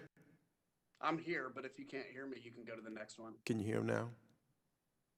Yeah, I can hear him now. It's very faint. Perhaps, Congressman, if you could just speak up a bit, maybe. I'll try to speak up. How's this? Thank you. That's much better. That's better. Okay. Many analysts have predicted that extended conflict between the TPLF and Prime Minister Ahmad will cause a sharp decrease in foreign investment. They're a major contributor to Ethiopia's national economy amidst ongoing economic strains caused by the pandemic and economic crisis would make an already dire situation catastrophic. How can the U.S. support continued foreign investment into key national industries while holding those who have committed atrocities accountable for their crimes?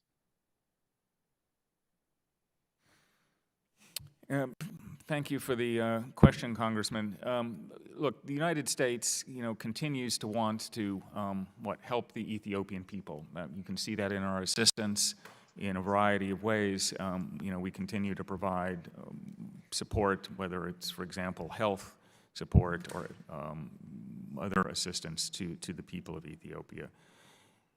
Our concern at the moment, obviously, however, is that given the scale of the atrocities, given the scale of what's happened, actions that would directly benefit the government of Ethiopia at this moment are more of a challenge. We continue to have U.S. businesses and others operating in the country. We continue to provide them support and assistance, but clearly it can't be business as usual given the scope and the scale of the horror of what's happened in Tigray. Well, let me ask you too, how do you expect a protracted conflict or an economic crisis in Ethiopia to impact broader regional stability in the Horn of Africa? I think if the conflict continues, Congressman, that it will drive further displacement of individuals. There will be further potential for refugee flows, particularly if the conflict expands. We've already seen a small flow of refugees, for example, into Kenya from Oromia.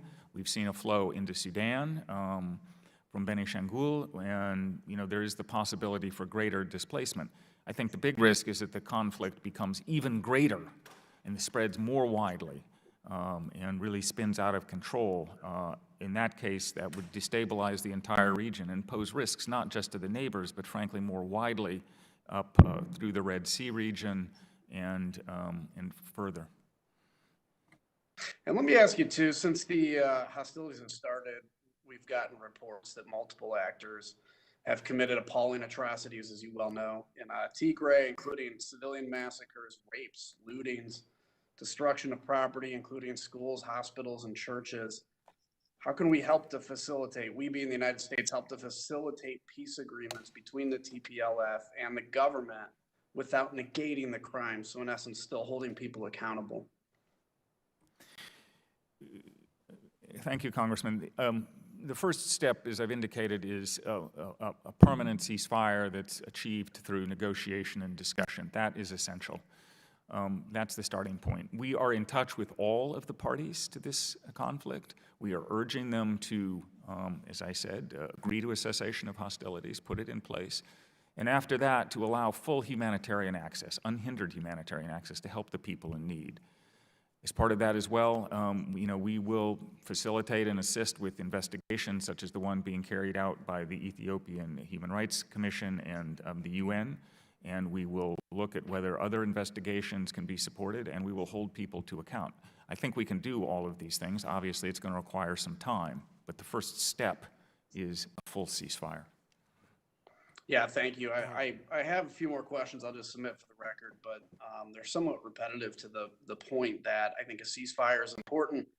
Getting to negotiating, creating real, political stability as best we can. We obviously have a very strong voice there, and it's important that we recognize that and use it.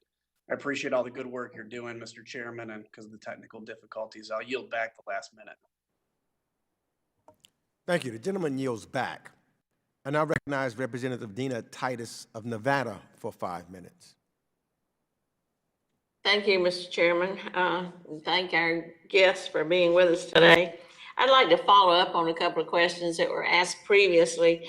One was asked by Mr. Shabbat. We were talking about how China's investment in Ethiopia has kept them from being less cooperative when it comes to ending the conflict. I wonder what the motivation might be, if you've looked at, or I'm sure you have, of Russia and India as also not being helpful or acting as roadblocks in this process. Thank you, Congresswoman. Both Russia and India have also opposed action at the UN Security Council, open hearings, discussions at the Council on this. I think in those instances as well, they prefer to see the Tigray crisis as an internal conflict as a result of their own situations, perhaps, or perhaps as a result of relations that they have with the government of Ethiopia. We do continue to urge them, as we urge everybody, to engage on this issue, though. The stability and long-term territorial integrity of Ethiopia is at risk, and we would urge and encourage all partners and all friends of Ethiopia to press the government to take steps for an inclusive dialogue and to address the crisis in Tigray. Well, speaking of territorial integrity, you said earlier that you're committed to maintaining the existing borders of Ethiopia. I wonder what the U.S. is actually doing to try to address some of these other nationalist groups that are where there's unrest or they're starting to pop up or there's some threat around the edges in Ethiopia. We've certainly engaged, Congresswoman, with the Prime Minister and with a wide range of other actors in Ethiopia on this question. We've done so privately, we've done so publicly, we've encouraged an inclusive dialogue. Beyond that, however, we have put in place a range of programs through USAID and other organizations to help address the drivers of conflict across the country. There are border disputes, long-time grievances that remain in place, and so we have sought through these programs to address the problems. We also have engagements to address the problem of hate speech, work in that area and work in other areas. I don't know if the Assistant Administrator Charles wants to say something about, for example, some of our programs to address this through USAID. Thank you. Yes, a lot of our work in Ethiopia is around working with youth and women's groups to address intercommunal violence, to also support independent media and other actors in the civil society that can help again with local conflict resolution. Do any of these NGOs or any of your programs address the ethnic conflicts that are internal in Ethiopia? Yes, much of that work that I just described is really about looking at the root causes and very local level dynamics around intercommunal violence, ethnic violence, trying to build bridges among the youth and women in particular. What about any kind of political programs that encourage democracy or participation or legislative processes, rule of law that include all different ethnic groups? Historically, USAID has provided support to electoral processes, expanding political participation, independent media, civil society, all aimed at building kind of that democratic muscle in Ethiopia. Do you think it's working? I'll defer that question to Ambassador Gunek. Let's just say we continue to work at the problem. It is a challenge. Ethiopia has a way to go yet, unfortunately. Thank you. I yield back, Mr. Chairman. Thank you. The gentlelady yields back. I now recognize Representative Tim Burchett of Tennessee for 5 minutes. Thank you, my friend. I appreciate that. Thank you all for being here. With reports of clashes between the Sudanese and Ethiopian forces at El Fashaga and joint military exercises between Egypt and Sudan, is there a chance that this conflict evolves into a regional war? Thank you, Congressman. Yes, the Al Fashaga border dispute poses a risk of conflict in the area. It is a deep dispute, and it is of considerable concern to the United States. It is something that we have discussed with both Addis Ababa and Khartoum, with leaders in both countries, urging them to find a solution. But it is a risk. Okay. Has the conflict negatively affected the anti-al-Shabaab efforts in Somalia? The Ethiopians do provide troops to AMISOM in support of the efforts to, address the threat from al-Shabaab in Somalia. They had also provided some additional, maybe 4,000 or so bilateral forces, so outside of the AMISOM construct. Those bilateral forces, we believe, have largely been withdrawn. So far, we don't assess that there's been much impact on the effort to address the problem of al-Shabaab, the withdrawal of those Ethiopian forces. But it is obviously something that we are continuing to monitor and look at very closely. Okay. Sudan has stated that they are concerned about Ethiopian UN peacekeeping forces stationed in Abyei. do they have a right to be worried? You know, I think that the situation with those forces has changed, and it is something, though, that we are looking at and also engaged with the Sudanese on. It is a concern. Okay. Administrator Power said that over 900,000 people are currently experiencing famine in Ethiopia. What are the biggest obstacles to that humanitarian response effort? We do believe about 900,000 people are facing catastrophic levels of food insecurity. The concerns have really been blocking of access by the armed actors in Tigray, as well as some bureaucratic obstacles provided by the government of Ethiopia. With the unilateral ceasefire declared yesterday, we're hopeful that that may potentially open up access to reach those people that have been out of reach. But we need a lifting of the communications blackout that's currently on Tigray right now. We need the Amharic regional forces to remove checkpoints from the 3 main access roads. And we also need the TPLF, which now controls quite a lot of territory, to allow for that unhindered access as well. Okay. Thank you all. I'll yield back the remainder of time. Before I do, my neighbor, his daughter adopted a beautiful little girl from Ethiopia. Her name's Anna, and just an incredible little girl. And I sure would hope that they could find some peace in that region. Just would be my wish for that. So thank you all so much. Thank you, Mr. Chairman. Appreciate you, brother. Thank you. The gentleman yields back his time. I now recognize Representative Susan Wild of Pennsylvania for 5 minutes. Thank you very much, Mr. Chair, and thank you to the witnesses for being here. I'd like to direct my question to Ambassador Godek. As tensions with Egypt and Sudan over the Grand Renaissance Dam project continue to rise, might you be able to provide an update on the administration's attempts to address the dispute?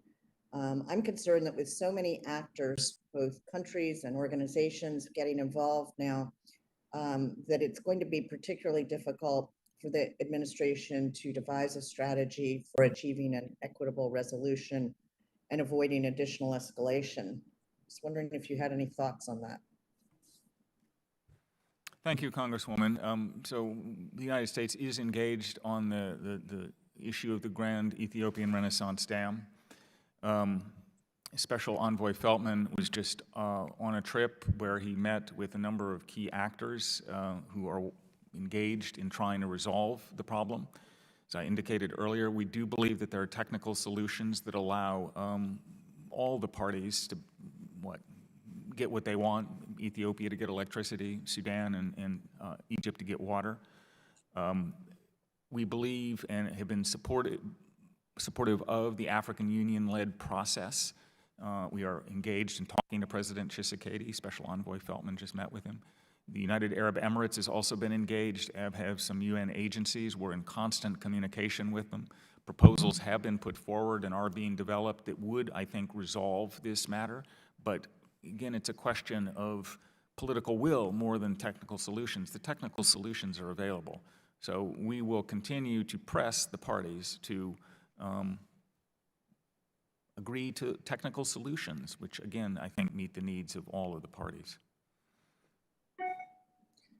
Thank you. And switching gears, assuming a ceasefire in the short term, does the administration have a plan to work with the African Union and regional governments to support some kind of political settlement in the medium to long term? Congresswoman, yes, thank you. We are certainly very much engaged with the African Union and all of the regional governments. We're in almost constant communication with the AU and with regional partners, with like-minded partners in Europe and elsewhere. We have been looking at the question of how to facilitate a political dialogue, an inclusive dialogue, and really also address specifically the situation of Tigray. We have offered a number of models and suggestions on how progress might be made on these challenges. and we hope that the government will take up these suggestions and ideas. We are going to remain engaged. We're very much committed to finding a resolution to this, and we hope to move this interim ceasefire to a permanent ceasefire, and again, begin the work that needs to be done to provide relief. Thank you. I appreciate that. And Mr. Chairman, I yield back. Gentlelady yields back. I now recognize Representative Dan Muser of Pennsylvania for 5 minutes. Thank you, Mr. Chairman, very much. Thank you to both of you for being here with us. As was mentioned, yesterday the ENDF forces withdrew from Tigray and declared, I understand, an immediate and unilateral ceasefire. Why did that happen, Ambassador? I'm sorry. What caused that to happen? What caused that to happen? Congressman, there's still a lot that we don't know for certain, but what I can say is this. Clearly, the TPLF, or really the TDF, the Tigrayan Defense Forces, have in the past couple of weeks achieved some military victories, particularly in central Tigray. They were clearly advancing toward Mekelle, so there were some military successes by the Tigrayans. At the same time, I would also just note that there had been discussions as well about the possibility of a ceasefire. Earlier, there have been indications that the government of Ethiopia wanted to take steps after the June 21st election to resolve the crisis there. I can't give you a definitive answer as to what caused this particular announcement, but there clearly are factors involved. Okay, thanks. If Tigray laid down its arms, would that bring ceasefire or escalate hostilities? If the Tigrayans laid down their arms, our objective, again, is a permanent ceasefire, a negotiated ceasefire that really gets the parties to the table to address the deeper underlying issues of Ethiopia. So it is absolutely essential to have the conflict end. There are clear ways to do that, I think, and we are engaged with all of the parties to help push them in that direction. Sure. On the flip side of that, if the ENDF were to lay down its arms, would that create continued escalation, or would that maybe bring a ceasefire? Well, I think that the ENDF has, again, indicated that they are in a ceasefire mode. So effectively, they've said that they're not going to continue the conflict. We do need to see from the other parties, the Eritreans and from the TPLF, a commitment to a ceasefire. As far as access for humanitarian purposes into Tigray, are we just stopped because of it's such a warlike atmosphere? There's been a pause in the last 48 hours given developments, but even starting today and certainly tomorrow, we expect many of our partners to start testing this ceasefire and seeing if they can reach populations that we haven't been able to reach in the past. Thank you. And question I'll go back to the ambassador. Russia and China, what role are they playing in Ethiopia? Well, the Chinese in particular have big investments in Ethiopia. China holds billions of dollars of Ethiopian debt. The Chinese have built infrastructure projects, invested in commercial engagements, manufacturing, and other things. But the Chinese, when we have engaged with them over this issue, have indicated that they believe this is an internal matter for Ethiopia. Right. Would you be able to say they're being more supportive of peace, hopefully, but on the Ethiopian government, the ENDF side, or Tigrayans? What I would hope is that the Chinese, and indeed all countries, friends and partners of Ethiopia, will engage in a fashion that helps bring all of the parties together in a way that is productive and which, again, achieves a long-term solution to the problems. That is certainly what we're going to be urging the Chinese, the Russians, in addition to neighbors, like-minded partners, and everyone else to do. Okay. Do you find that they are making themselves available and are accessible to the U.S., keeping you updated, as well as very much desire our involvement in helping resolve the situation? We have engaged with the Chinese and continue to do so on this issue and on Ethiopia in a variety of forums in a variety of ways. So we are speaking with them. Thank you. I yield back, Mr. Chairman. Gentleman yields back. I now recognize Representative Dean Phillips of Minnesota for 5 minutes. Thank you, Mr. Chairman. Greetings to our witnesses, and thank you for being with us. It's heartbreaking and infuriating, frankly, to watch a Nobel Peace Prize winner so quickly migrate to an enabler at best, perhaps, an architect at worst of the worst humanitarian crises of this era. And I have to say it's equally infuriating and heartbreaking that the world's most well-resourced nation, our United States, seems unwilling or unable to stop it. But I need not cover that ground because I think it has been covered already. I wish to talk about the recent elections on June 21st.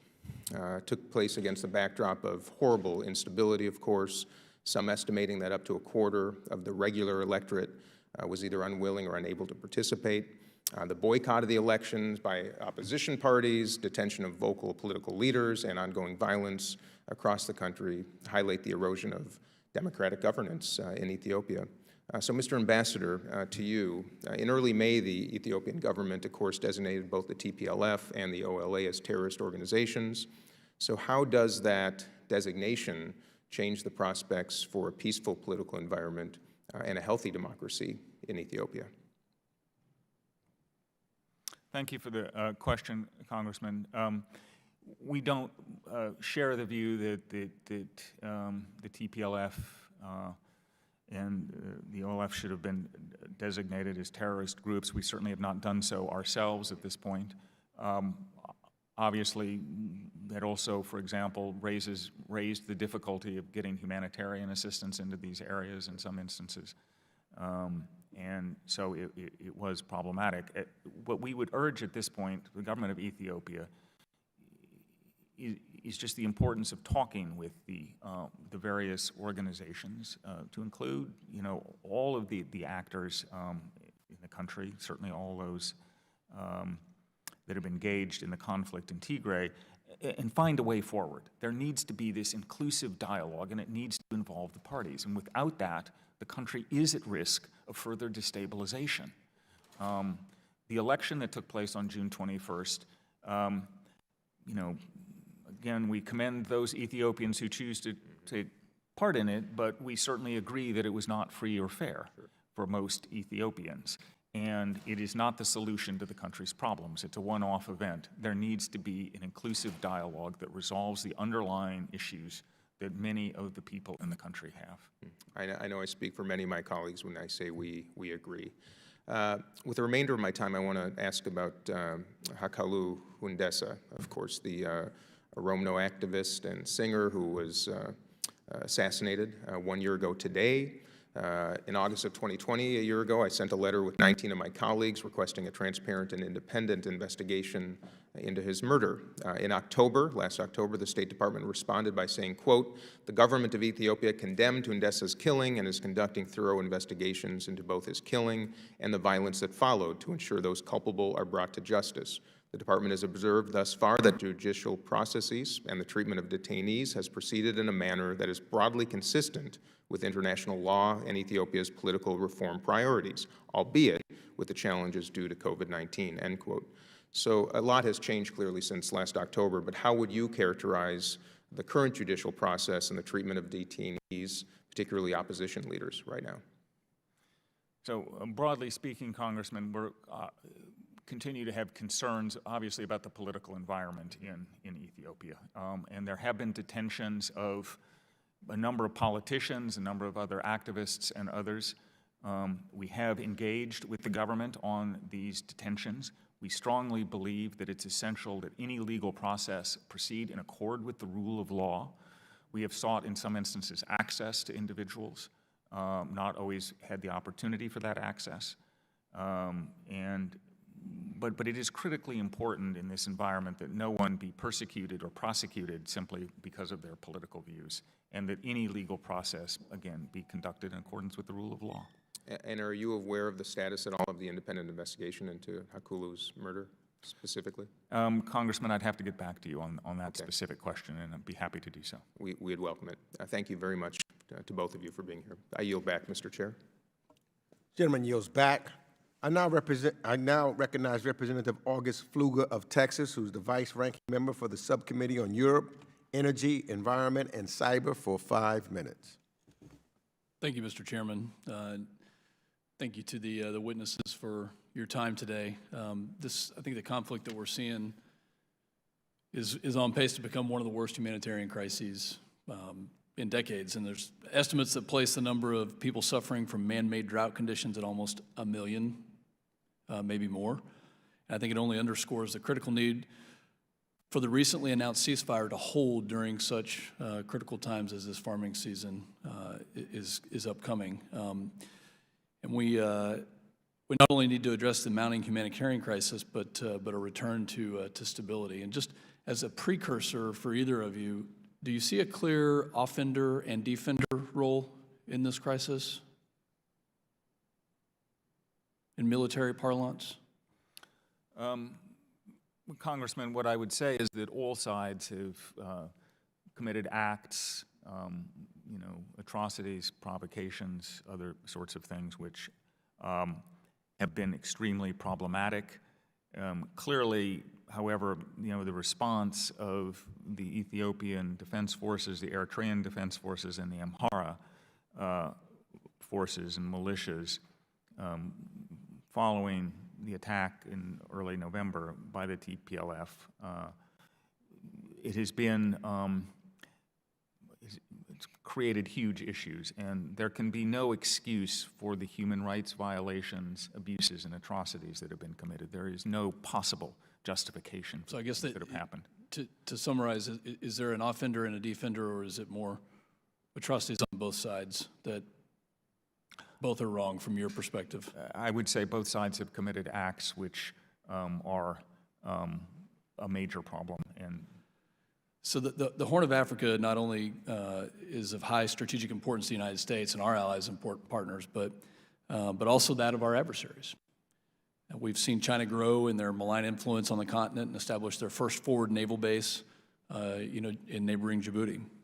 And where we find instability, particularly in these very strategic locations, we often find that our adversaries will be there to exploit the circumstances and further their own malign agenda. I know these questions have been asked in a variety of forms, but I'm very interested in understanding from your perspective where those specific vulnerabilities lie for countries such as China to exploit, whether it's leveraging debt, whether it's leveraging the instability, the political instability, the military use of force, and how that affects not only our bilateral relationship, but our own interest.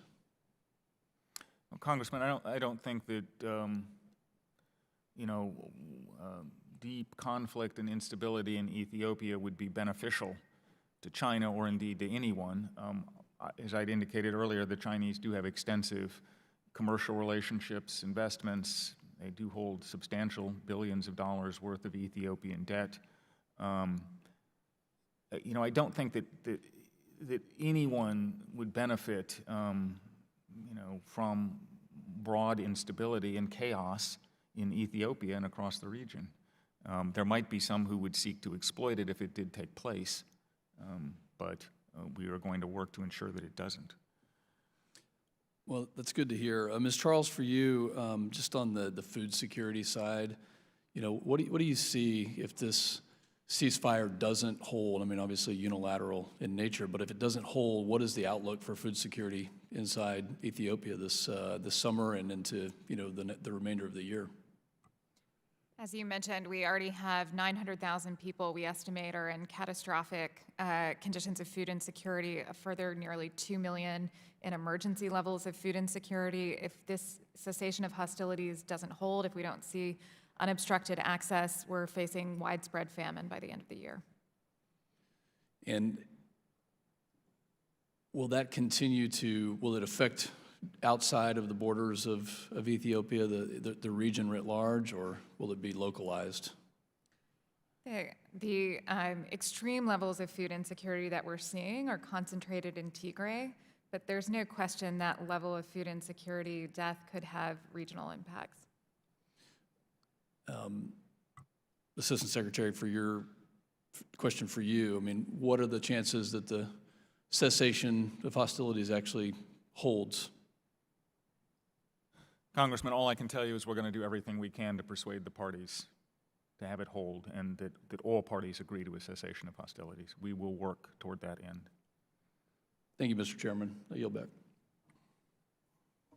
Thank you. The gentleman yields back. I now recognize Representative Joaquin Castro of Texas, who's the chair of the Subcommittee on International Development, International Organizations, and Global Social Impact, for 5 minutes. Thank you, Chairman, and apologies for retreading anything that we've covered. I had another hearing, as I know others have been in and out as well. But just yesterday, the Ethiopian government declared an immediate unilateral ceasefire after Tigrayan fighters recaptured Mekelle, a significant setback for the Ethiopian government.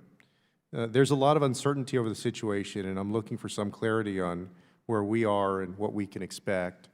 And I understand that many thousands of Ethiopian troops have been captured by advancing Tigrayan forces. Can you confirm this? And how many Ethiopian prisoners are we looking at, and how are they being treated? Congressman, the situation indeed is very fluid, and there are lots of questions about what is precisely happening on the ground. We are working to get better information, but I don't have specific numbers at the moment in terms of Ethiopian troops which may have been captured by the TDF. But you confirm that there have been some number of troops that have been captured? Congressman, I would have to get back to you. I don't have confirmation at the moment that that's the case. Okay. In May, the administration levied visa sanctions on Ethiopian, Eritrean, Amhara, and Tigrayan leaders. In his statement, Secretary Blinken said that despite, quote, significant diplomatic engagement, the parties to the conflict in Tigray have taken no meaningful steps to end hostilities or pursue a peaceful resolution of the political crisis, unquote. What has been the effect of those sanctions? Have the sanctioned individuals or the countries and organizations they work for changed behavior as a result of the sanction? And how are you measuring the effectiveness of these sanctions? Congressman, thank you for the question. We're obviously looking very closely at the actions, not just the words, of the parties and the organizations that were subject to the sanctions regime or that are part of the sanctions regime. You know, clearly this step to put in place an interim ceasefire, you know, hopefully it's a positive step. We welcome it, but it's at the very beginning of a process. So we need to see real progress towards meaningful peace, a restoration of security, a humanitarian access, accountability for crimes that have been committed before, you know, we're going to be in a position to change what we're doing.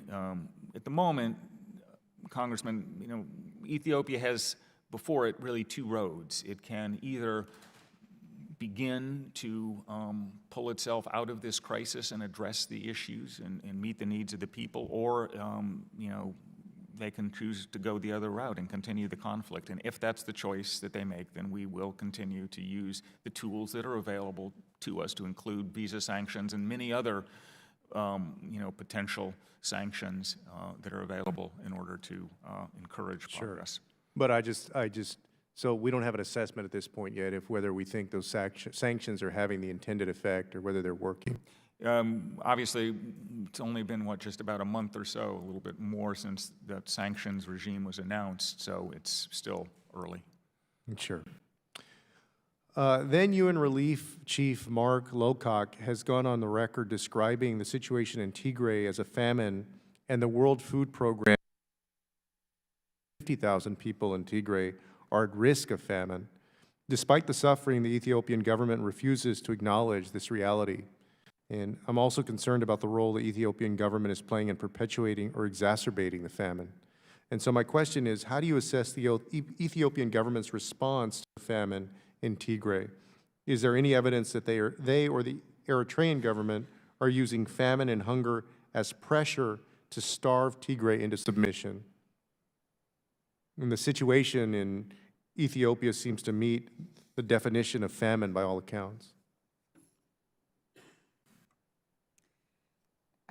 We certainly share the assessment and actually have updated our own analysis to reflect upwards of 800 to 900,000 people are facing catastrophic levels of food insecurity, a further 2 million facing emergency levels. So we're incredibly concerned. We believe famine is likely already occurring in Ethiopia, and widespread famine is likely by the end of the year if we don't have unobstructed access. Okay. Thank you, Chair. I yield back. Thank you. The gentleman yields back. I just want to check, is Mr. Jackson, I know he was having, Representative Jackson of Texas, is he on? He was having technical difficulties. Mr. Jackson, can you hear me? Okay. I now recognize then Representative Andy Levin of Michigan, the Vice Chair of the Subcommittee on Asia, Pacific, Central Asia, and Nonproliferation for 5 minutes. Thank you so much, Mr. Chairman, for holding this really timely, unfortunately timely hearing. The UK's Telegraph published shocking images of weapons experts who said the burns look consistent with the use of white phosphorus, which is not technically considered a chemical weapon, but is banned under international law from use on human targets. The Ethiopian government denied the report forcefully. Ambassador Godek, are you aware of the reported use of white phosphorus against civilians? Congressman, yes, we are aware of the reports. We've certainly seen them. What I can tell you is that in all cases where we see reports, we do like this, particularly reports that a particularly heinous act has been committed. We do take a close look at that and use our best available means, and we look to determine whether or not the reports are accurate. In many of these instances, it's been difficult, however, because we do not have unimpeded access to large areas in Tigray, of course. So you haven't been able to make an assessment as to the validity yet. Does the State Department have the mechanisms in place to assess reports like this independently if you do have access to the area? We do have a range of ways in which we can determine the validity of reports of atrocities. Obviously, to some degree, we also rely on other organizations. As I've indicated earlier, for example, we are providing support to the Ethiopian Human Rights Commission and the UN Office of the High Commissioner of Human Rights to conduct an investigation. So we rely on a variety of mechanisms and ways. We have tools. Well, let me go to my next question because I wanted to ask you something related to that. As you know, the UN High Commissioner for Human Rights has partnered with the government-appointed Ethiopian Human Rights Commission to investigate human rights abuses in Tigray. Many Tigrayans question the credibility of an investigation that includes the EHRC in this way. So, based on what you said before, should I assume that you're confident in this investigation's independence you have confidence in the EHRC and in an investigation they would undertake? Congressman, we do have the UN and in the Ethiopian Human Rights Commission, but I will say this, we are going to be monitoring and looking at this situation very closely. We are aware that it is possible to put organizations and individuals under great pressure, and it's important that there ultimately be an independent investigation. If we determine it's not independent, we will say so, and we will take steps to work to ensure that an independent investigation takes place. All right, well, I would appreciate it if you'd follow up with me on that particular question because I'm very concerned about the question of the EHRC's independence. We certainly will follow up, Congressman. Thank you very, very much. So we've heard a lot about the challenges around humanitarian access to Tigray, obviously, and I was really alarmed to learn about the dangers facing humanitarian actors that do gain access to the region. And it's my understanding that at least 9 humanitarian aid workers have been killed in Tigray, including a USAID partner staff member. Ms. Charles, what can you tell us about efforts to protect humanitarian workers in Tigray and on a road forward for that work? Thank you for that question. And we know of actually at least 12 humanitarian aid workers that have been killed since the start of this crisis, and are very focused on supporting our humanitarian partners with their own security planning. But we've also been calling for a scale up in UN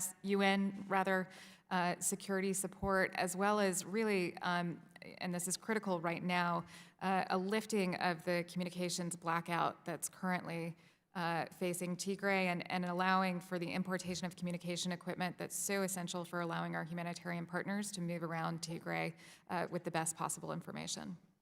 Have most that have been killed by Ethiopian government forces and EPLF, or who's killing these humanitarian workers? So not all of the humanitarian workers that I've mentioned have been killed have been killed directly by armed actors, although certainly we have indications that our partner staff with REACH and the latest Doctors Without Border Doctors Without Border staff may have been targeted for being humanitarian workers. Investigations are still ongoing to understand exactly who is responsible for those attacks. And will USAID publish a report on this, or who's responsible for letting us know the outcome of those investigations? The partners are working very closely with UN OCHA and other actors on the ground to identify and investigate those attacks. All right, well, my time's expired, Mr. Chairman, but I'd appreciate it if you let us know, when, Ms. Charles, when you have good information on that. Thanks, Mr. Chairman. The gentleman's time has expired. I now recognize Representative Ronnie Jackson of Texas. I think we fixed his technical difficulties, who's the vice-ranking member for the Subcommittee on Africa, Global Health, and Global Human Rights, for 5 minutes. Thank you, Mr. Chairman. I appreciate that. Sir, I've traveled to Ethiopia multiple times during my time at the White House. I've enjoyed my visit to the country. I'm saddened to hear about all the atrocities and the suffering that's happening there now. As a medical doctor, and you mentioned this just briefly, I'm particularly troubled to hear of the death of the 3 Doctors Without Borders employees last week and the deteriorating medical situation in general. Mr. Godek, I would like to focus my first question on the conditions in Tigray, particularly the medical realm.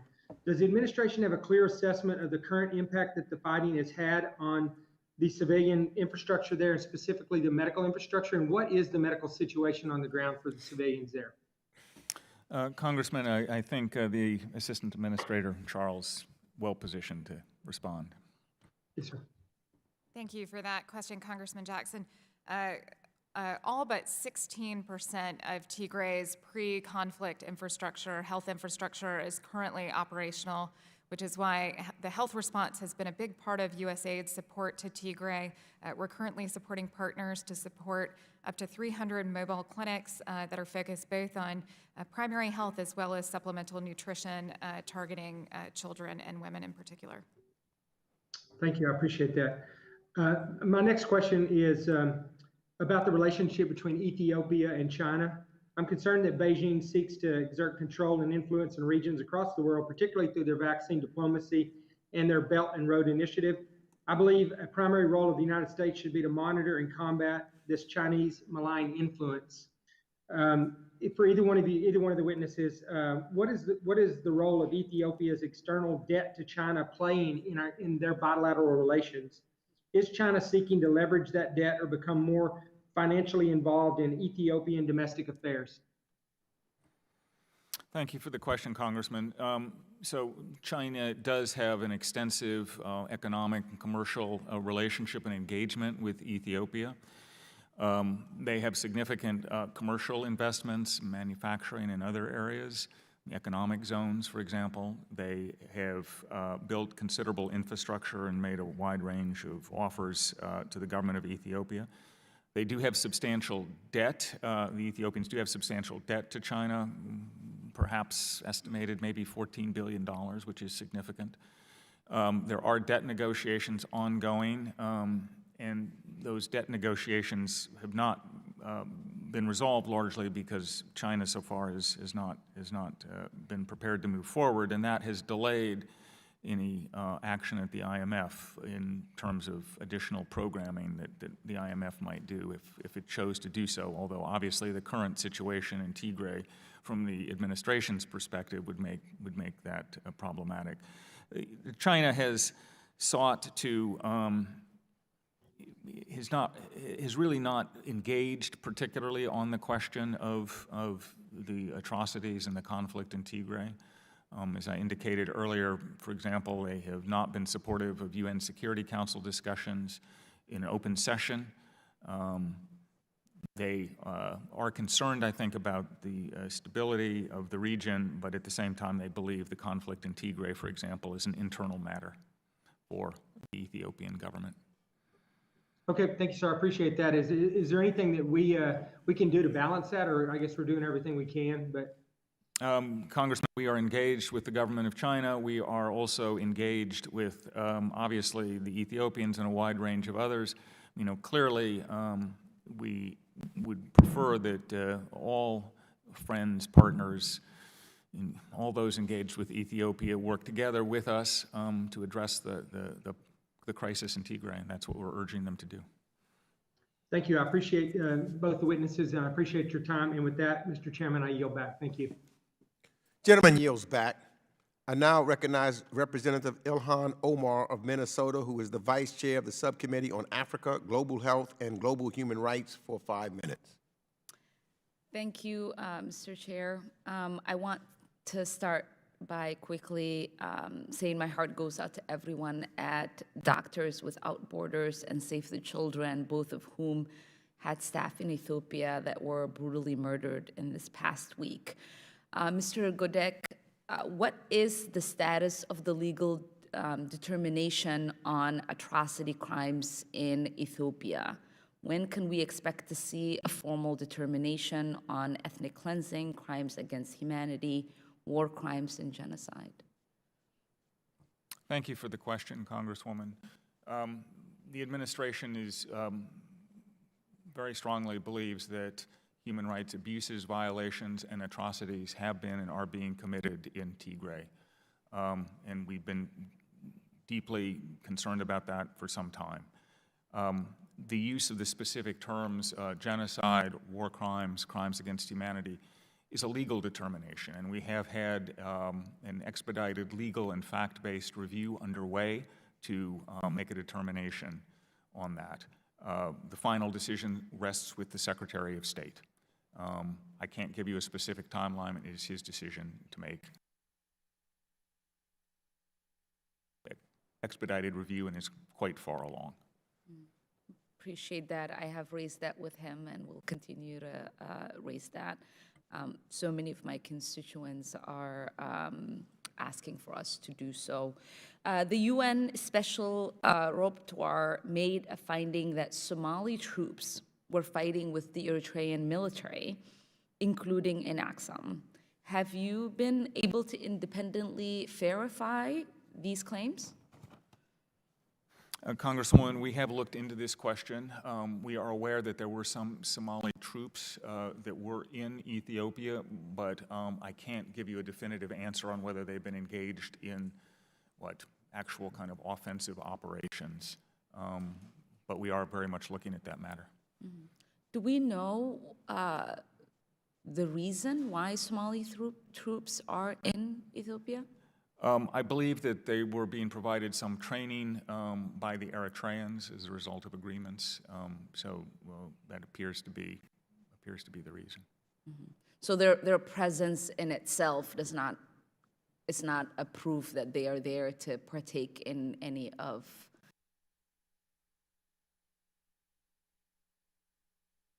Ethiopian military.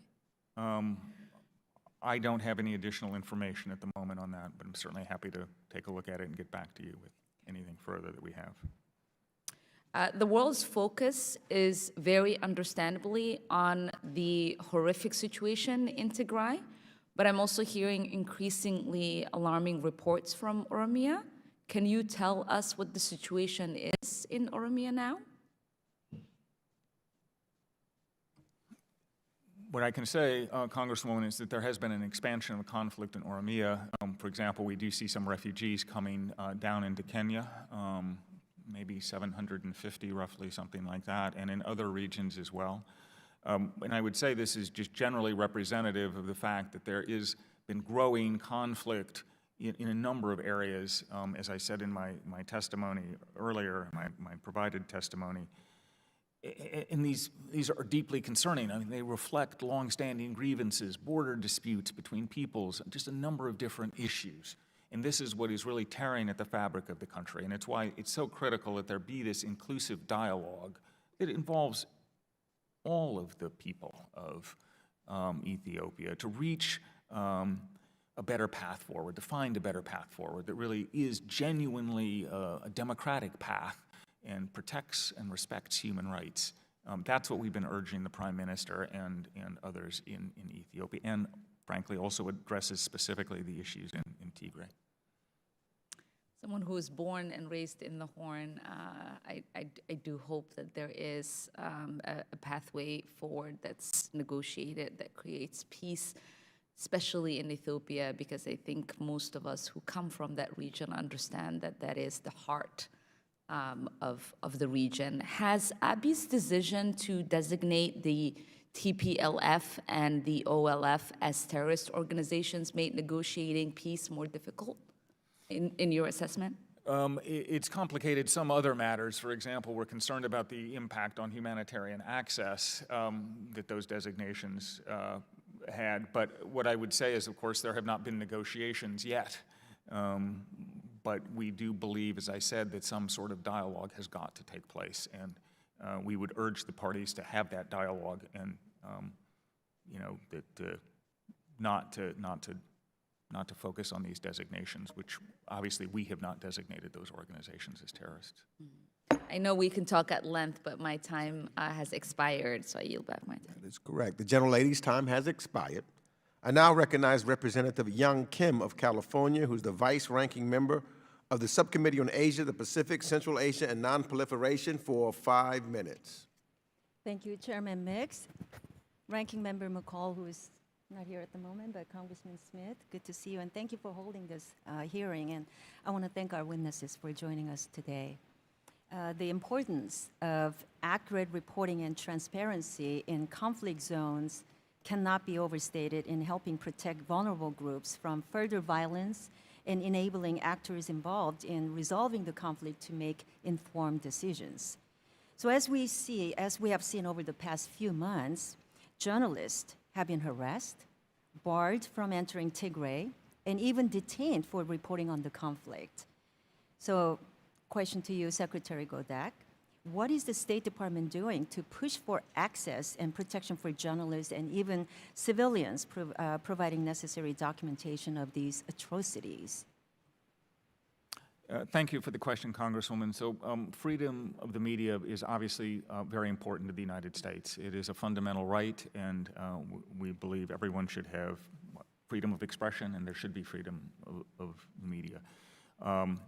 We appreciated the steps, frankly, towards a freer media, more freedom of expression that Prime Minister Abiy took when he first came into office. Unfortunately, the situation has changed dramatically. There is harassment, imprisonment of journalists, and others who appear to simply be expressing their views. We've seen certainly domestic journalists under considerable pressure, but also international journalists. So, for example, New York Times reporter Simon Marks was essentially expelled. The administration has frequently raised this with Prime Minister Abiy, with other senior Ethiopian officials. We have pushed for protection for these journalists. We've pushed for more freedom of the media, and we will continue to do so. It is critically important, as you indicate, that the people of the country have access to accurate, complete reporting, and that's not going to happen in an environment that is controlled and where journalists' voices are suppressed and other voices are suppressed. Thank you. I would like to talk about the famine and humanitarian issues, so I'd like to address the next question to Ms. Charles. As you know, Administrator Power recently said that over 900,000 people are currently experiencing famine in Ethiopia. We also know that the humanitarian crisis in Ethiopia is not limited to starvation, but also a lack of adequate civilian infrastructure and access to medical care. So what are those biggest impediments to scaling up to the humanitarian response in Ethiopia? I'm going to give you loaded questions all at once so you can answer all at once. So what is the U.S. and our partners doing to overcome these impediments and push the government of Ethiopia to allow for fully unfettered humanitarian access throughout the Tigray region? And further, how much of Tigray is still inaccessible by humanitarian aid, and what regions or specific routes? And can you report on existing blockages to humanitarian aid in recent weeks? Thank you for those questions. The biggest impediment, no doubt, is the presence of armed actors and the harassment of aid workers, the blockage of assistance. We welcome the unilateral ceasefire announced by the government of Ethiopia yesterday. We're hopeful that this could potentially provide the first necessary step to allow for access, but we immediately need to see the lifting of a communications blackout around Tigray. We also need to see the Amharic regional forces to remove checkpoints from the 3 main arteries that we need to access in order to access those that are out of reach. Currently, there are more than 1 million people in Tigray that are out of reach of assistance. And so we need all parties to allow for unobstructed access. Thank you very much. Secretary Godak, I want to turn the attention to GERD, Grand Ethiopian Renaissance Dam. So I want to ask you, what is the current impact on the ongoing fighting in Tigray to negotiations with Egypt and Sudan as they work on water projects to make up for the water lost from the Nile as Ethiopia feels its GERD? And what is the current status of these negotiations? Thank you, Congresswoman. Efforts are ongoing by the administration and by others to assist the parties to reach an agreement on the Grand Ethiopian Renaissance Dam. It is a technical solution that is needed. We believe that there are technical ways to address the interests of Ethiopia, Sudan, and Egypt. The challenge has been the absence of political will at the leadership level. We have been engaged directly with the African Union, which is leading the effort. We've been engaged with the UAE, which has been providing some very useful support and assistance for the negotiations, and we're going to continue to press for a resolution of the dispute over the dam. And as I indicated, we believe it is possible to reach a technical solution that satisfies the needs of all the parties. Gentlelady's time has expired. I now recognize Representative Tom Malinowski of New Jersey, who's the Vice Chair of the full committee, for 5 minutes. Thank you, Mr. Chairman. Thank you, Ambassador. And actually, I want to start by saying thank you to you, Ambassador Feltman, to the whole State Department team. I think we have seen an intensive full-court diplomatic press here. As difficult as the situation remains, I think that needs to be recognized. And I think it's a reminder of just how essential and, yes, indispensable American diplomatic leadership is in these difficult situations. There's no other country that can mobilize a global response of the sort that you are trying to mobilize. And by the way, I think it's also a reminder of the importance of some institutions that are often disparaged in this body, including those UN institutions like the World Food Program and UNICEF. Where would we be without them? We're pressing for humanitarian access. Everyone on both sides is pressing for access. That's what we mean. We have these agencies that are willing and able to do incredibly difficult work in dangerous situations where we would not want the United States government or military operating. And so I hope we remember that next time we question our funding to those institutions. I want to ask you about some of the sanctions and visa restrictions that you all have put into place. You told us about some of them. There are restrictions on economic and security assistance to the Ethiopian government, wholly appropriate. And I think it's pretty clear, based on what we have heard, that we've gotten the Ethiopian government's attention, at least with these measures. But I'm a little bit concerned that they have not been followed by some of our key partners, including our key European partners. And I wanted to ask you comment on that. Why is that? What objections do they have? Would you agree, is it the position of the administration that it would be very helpful for them to follow suit?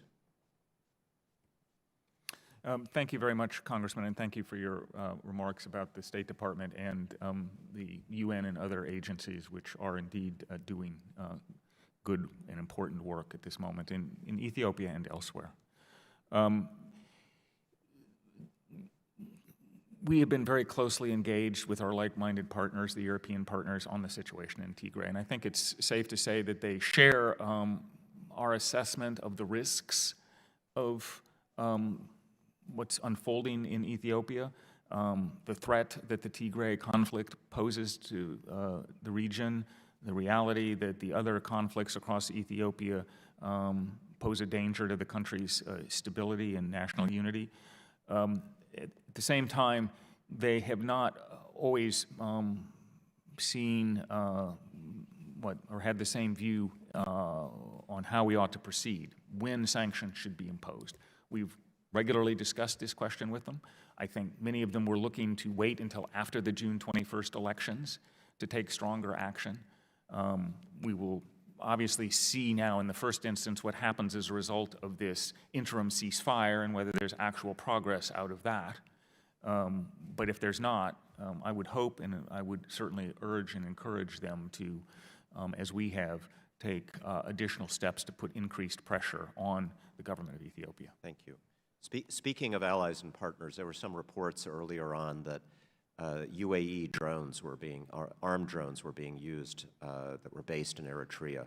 Do you have any evidence of that? And just more generally, can you talk about any efforts we've made to enlist the Emirates, which have been so invested in Ethiopia, as a more helpful partner?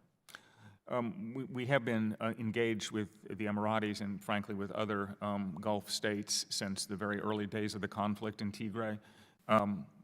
Special Envoy Feltman, in fact, was just back there again for discussions. We do know that Emirati officials have engaged with the Prime Minister and with others in the Ethiopian government to urge that they find another road in Tigray, that they end the conflict and allow humanitarian access. So we have been very closely engaged with them on this.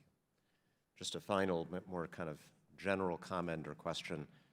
When I used to go and engage with the former TPLF-dominated government, their argument was you need a strong authoritarian hand to keep a multi-ethnic country like this from falling apart, and they're probably saying now we were right. The counter-argument was always that dictatorship freezes conflict, it doesn't resolve it, and that it was more the bad decisions made by Prime Minister Abiy and how he opened the country and then punished his adversaries in Tigray that are responsible. Any thoughts on that never-ending debate? Congressman, I would say that democracy is always the best solution. Allowing people to openly address grievances and concerns and find peaceful ways to resolve them in some fashion is always a better solution than dictatorship. Thank you. Gentleman's time has expired. I now recognize Representative Andy Kim of New Jersey for 5 minutes. Thank you, Chairman. Thank you to the two of you for coming around. I have to say, it just, as difficult as these challenges are, it's great to see such incredible professionals and public servants like the two of you and the many others that work with you on this. Ms. Charles, I'm going to start with you. You've, on a number of occasions, talked about this famine being man-made, and I wanted to just kind of have you lift up again some of these actions that are intentionally depriving millions of people of the food that they need. Thank you for that. Yes, as I said, I think we're facing the first widespread famine in Ethiopia since 1983, 1984, and it's entirely man-made. This is because fighting obstructed harvest back in the fall, and then because you've had obstruction of humanitarian access. Since then, more than 1 million people out of reach of humanitarian assistance because of the actions of actors on the ground. Even in the last few months, reports of armed actors preventing people from planting, threatening people with planting. And they're actually going after some of the food sources, is that correct? And the storage facilities, is that And going after looting food sources, storage facilities, wells. and irrigation structures. You know, over the course of my career, I've certainly seen a number of circumstances that have risen to famine, but this one seems different, you know, in part because of some of what you described there. And Secretary Godek, I mean, I wanted to kind of ask you about this, because what it seems like to me is it's about this kind of weaponization of hunger. You know, it's this weaponizing of this to try to achieve your purposes. And in some ways, I'll be honest, famine doesn't seem to quite rise to the occasion to describe something like this. You know, famine feels like something that we, you know, people in my district much more understand that about natural disasters. So, Mr. Godek, I wanted to ask you, is there a better word to describe what's going on? Does our English language have something more specific that can get at this intentional deprivation that millions are facing? Congressman, I would certainly agree with you that deliberately starving people to death is an atrocity. It is horrifying. And I don't know that there is another word, perhaps, but it is not acceptable. It is completely outrageous and unacceptable to use food to, help you in a conflict. It is absolutely unacceptable. Thank you for that. Ms. Charles, anything from your end, any other words that we should be trying to use to describe this? I don't know that I have a better word, but I take the point that famine can seem quite clinical, technical, and something that happens as opposed to something that's done to people. And I think we've seen time and time again, and we're seeing in Ethiopia right now, that famine often is not the result of natural causes, but instead the result of men. It's tough to come across these situations of such gravity that it feels like we're at a loss of words, that we're struggling to actually describe this. And what I just put out to you is that the two of you are amongst the greatest experts we have in our country on these.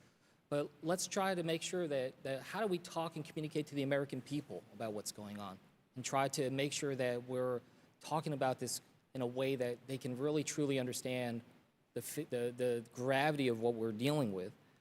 You know, I try to think through whether that, you know, forced deprivation or starvation crimes or intentional starvation. I'm still struggling with it too, but it's something I'd like to work with you on. And when you talk about it as something man-made, Ms. Charles, I guess a question for you is, I'm trying to get a sense of how inevitable is a mass catastrophe beyond what we've seen so far. If this is man-made, if we were able to stop the fighting, open up the access, is this something that we can still get under control? Or is this now gotten to a level where it will create at least a year or two or more of severe challenges that we'll face going forward? We believe that famine is already likely occurring in Tigray, but that's not to say that there's not time to avert the worst. And with the unilateral declaration of a ceasefire by the government of Ethiopia yesterday, I think we have a critical moment for all of the parties to demonstrate that they're serious about averting the worst, because the difference really is the difference between tens of thousands and millions of people facing death. And I can't see how much time I have, but just one last thing. You know, your numbers are quite different than the IPC numbers in terms of levels. What accounts for that, and how can we make sure that the rest of the world sees it as grave of a situation as you do? We're sharing our numbers widely. We have a great deal of confidence. We think between 700 and 9,000 people are facing catastrophic levels of food insecurity. We've been working with the IPC process, pressing the IPC process to be open and transparent, but the fact of the matter is that that process can sometimes be susceptible to political manipulation. Great, thank you. Gentleman's time has expired. I now recognize Representative Sarah Jacobs of California, who's the Vice Chair of the Subcommittee on International Development, International Organizations, and Global Corporate Social Impact for 5 minutes. Well, thank you, Mr. Chair, and Mr. Godek and Ms. Charles, thank you so much for appearing before our committee today on this heart-wrenching crisis. Like many of my colleagues, I'm hearing from my constituents every day about their fears for their loved ones in Ethiopia. And while I at first think many of us were cautiously hopeful declaration of a very unilateral ceasefire, I'm now concerned that this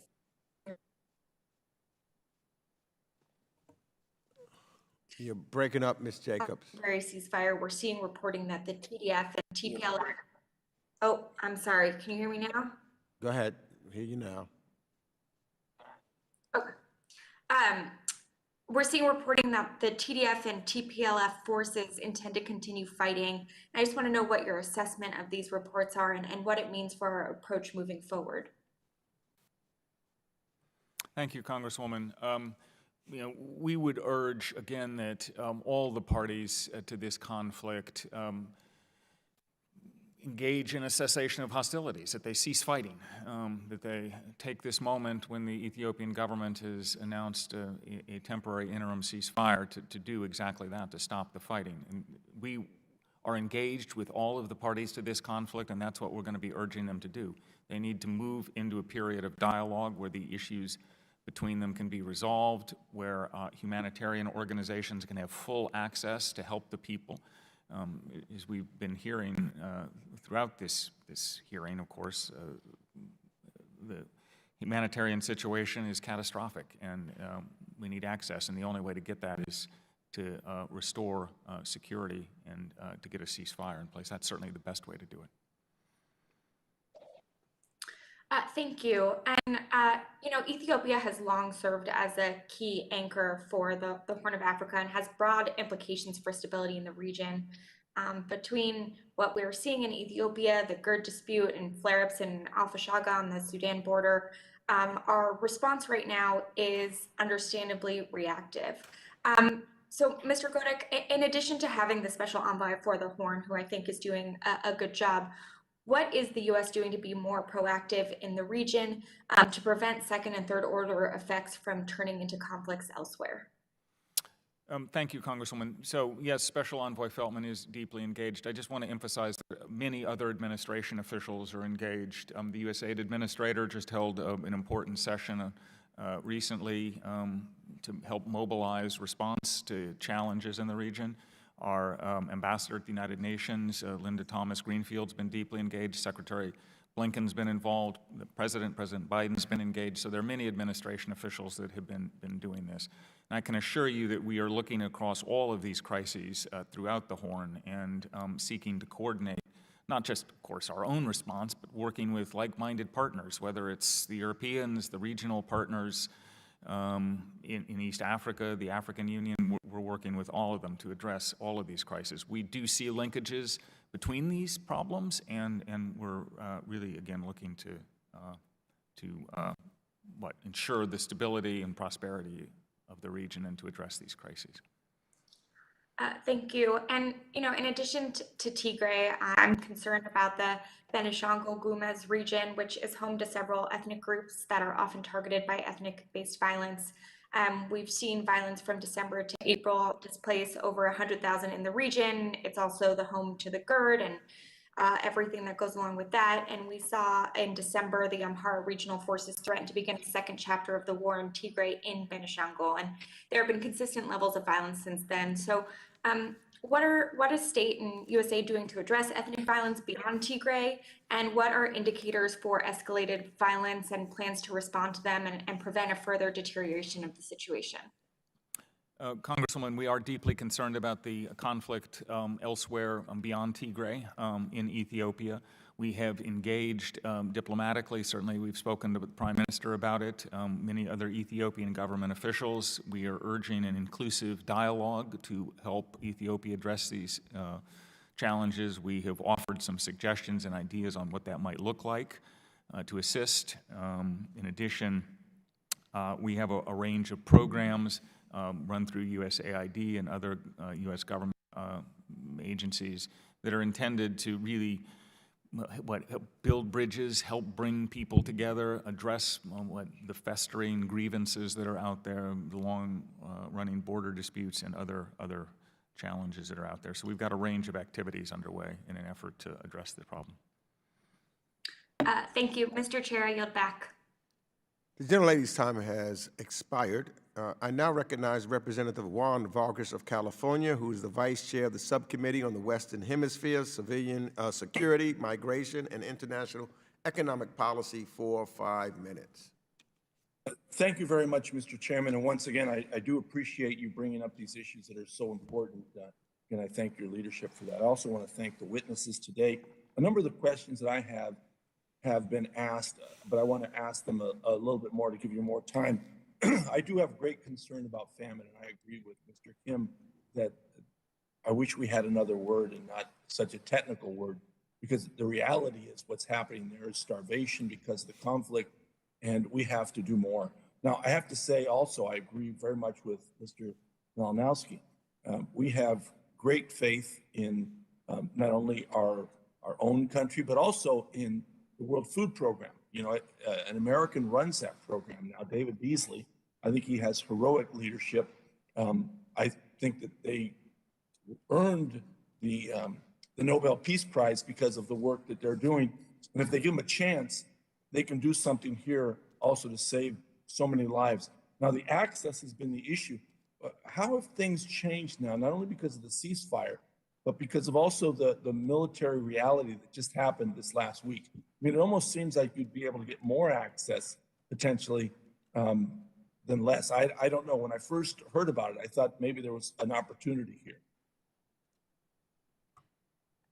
Thank you for that, Congressman. The World Food Program is a critical partner of ours, and as much as we talk about the places and the people that tragically we can't access, we are reaching more than 3.5 million people with emergency food assistance, working with partners like the World Food Program, like Catholic Relief Services and others to reach those that are in need. It's still very early days. The situation on the ground is fluid. We do welcome, though, the moves by the government of Ethiopia in order to unilaterally cease fire, and are hopeful that this may create the opportunity for more sustained access to those that have historically been out of reach to us. But that does require immediate moves by all parties on the ground in order to make that access available. Now, you spoke of the issue of communication blackout, how that needs to be lifted. Could you explain a little bit more what you mean by that? Has it all been blocked? I mean, even humanitarian efforts? Yes, we've long been asking the government of Ethiopia to allow for the importation of satellite phones that are necessary in order for our partners to move around Tigray. But over the last week, and certainly within the last few days, we've seen a more comprehensive communications blackout. So no internet, no mobile phones, very limited communication in Tigray. And we would ask for the lifting of that communications blackout, again, to take advantage of this unilateral ceasefire. Now, I would ask this, why would they be so determined now? Was it because of the change in the military reality on the ground, or why did they make it so absolute? You know, I can't speak to the motivations of the government of Ethiopia. I don't know if Maybe the Secretary, Secretary Godek, could you speak to that? We've certainly seen the government of Ethiopia across time in the conflict in Tigray greatly limit or completely cut off all communication into the region. It has posed a significant challenge. I can't speak to their motivations. I can tell you we've repeatedly urged from the very beginning that they open up communication to allow humanitarian access and information basically to flow so we can understand what's happening there. Again, I want to say that I think we all Americans appreciate the work that you're doing there. I do think that the institutions that are there now, as you said, 3.5 million people are being fed, but also the reality of having not only UNICEF, but especially the World Food Program being there and doing all that it can and wanting to do more, even though they're at risk. It really speaks well for that organization and for the United States. I hope that we do everything that we can to help them. I think that they want to save people there. I really don't understand the notion that you'd starve people to death, especially children, non-combatants. And so again, I thank you for all your work. And I think one of the things you'll find is that we all have great confidence in the World Food Program because of the leadership there. David Beasley is someone that we have great respect for. We know him well. And again, I hope you can continue to work well with him, because I think that the World Food Program can make a huge difference in this area right now. Thank you, Mr. Chairman. I yield back. The gentleman yields back. And I think now all member questions have concluded. And I would like to close simply by first thanking our witnesses for your testimony today, taking your time in answering the questions, being very informative in those answers. It will help the members of this committee tremendously. And clearly the situation in Ethiopia is dire, but it's not insurmountable. This conflict, as we all know, has roots in a complicated history that started decades before the violence in Tigray, which erupted in November. But still, it is important for us in the United States to make our position clear. We will continue to press for accountability for all parties involved in human rights violations. That's something that we've got to be focused on, our values. We have taken the first step through visa restrictions and economic sanctions. And I understand we may be considering even further action. And as we enter this new phase of the conflict, I got to tell you, I am very concerned that an escalation of violence may create even more chaos and harm, even hurting and harming more innocent civilians. These fresh reports of potential for a cross-border conflict, I believe, require special attention in the immediate future, in the next coming days. And any move by the TPLF or other armed groups to further stoke the flames during this ceasefire will be strongly condemned by the United States of America and our allies in the international community. So, again, I can only hope that the ceasefire holds, which you have articulated here excellently, and that all parties make a good faith effort to settle this conflict. So let me be clear. That's what I'm trying to do here, so that there's no confusion, because I hear from all parties, that the Ethiopian government, now that the Ethiopian government has called for an immediate humanitarian ceasefire, it is indeed time to push for the full withdrawal of Ethiopian troops of Eritrean troops, from Ethiopia, unfettered access for humanitarian and medical workers, and negotiations where all parties to the conflict participate in good faith. This is the only pathway to peace. So if we have an opening, we should work together to find that solution. I again commend the administration for its work in this regard, further underscoring the U.S. commitment to Ethiopia's people. And let me say also that this committee, and the reason why I thought that it would be important for us to have a full committee hearing on this matter, is that we're not going to be asleep on what's taking place. We've had tragedies. I know when I first came into office, there was no real conversation in Congress about Rwanda. That's not going to take place in this Congress, in this committee, under my watch. We're going to stay focused on this. We're going to speak out about it. We're going to work with the administration to do something about it. We're not going to allow people, innocent women, children, men, civilians, just trying to live a decent life,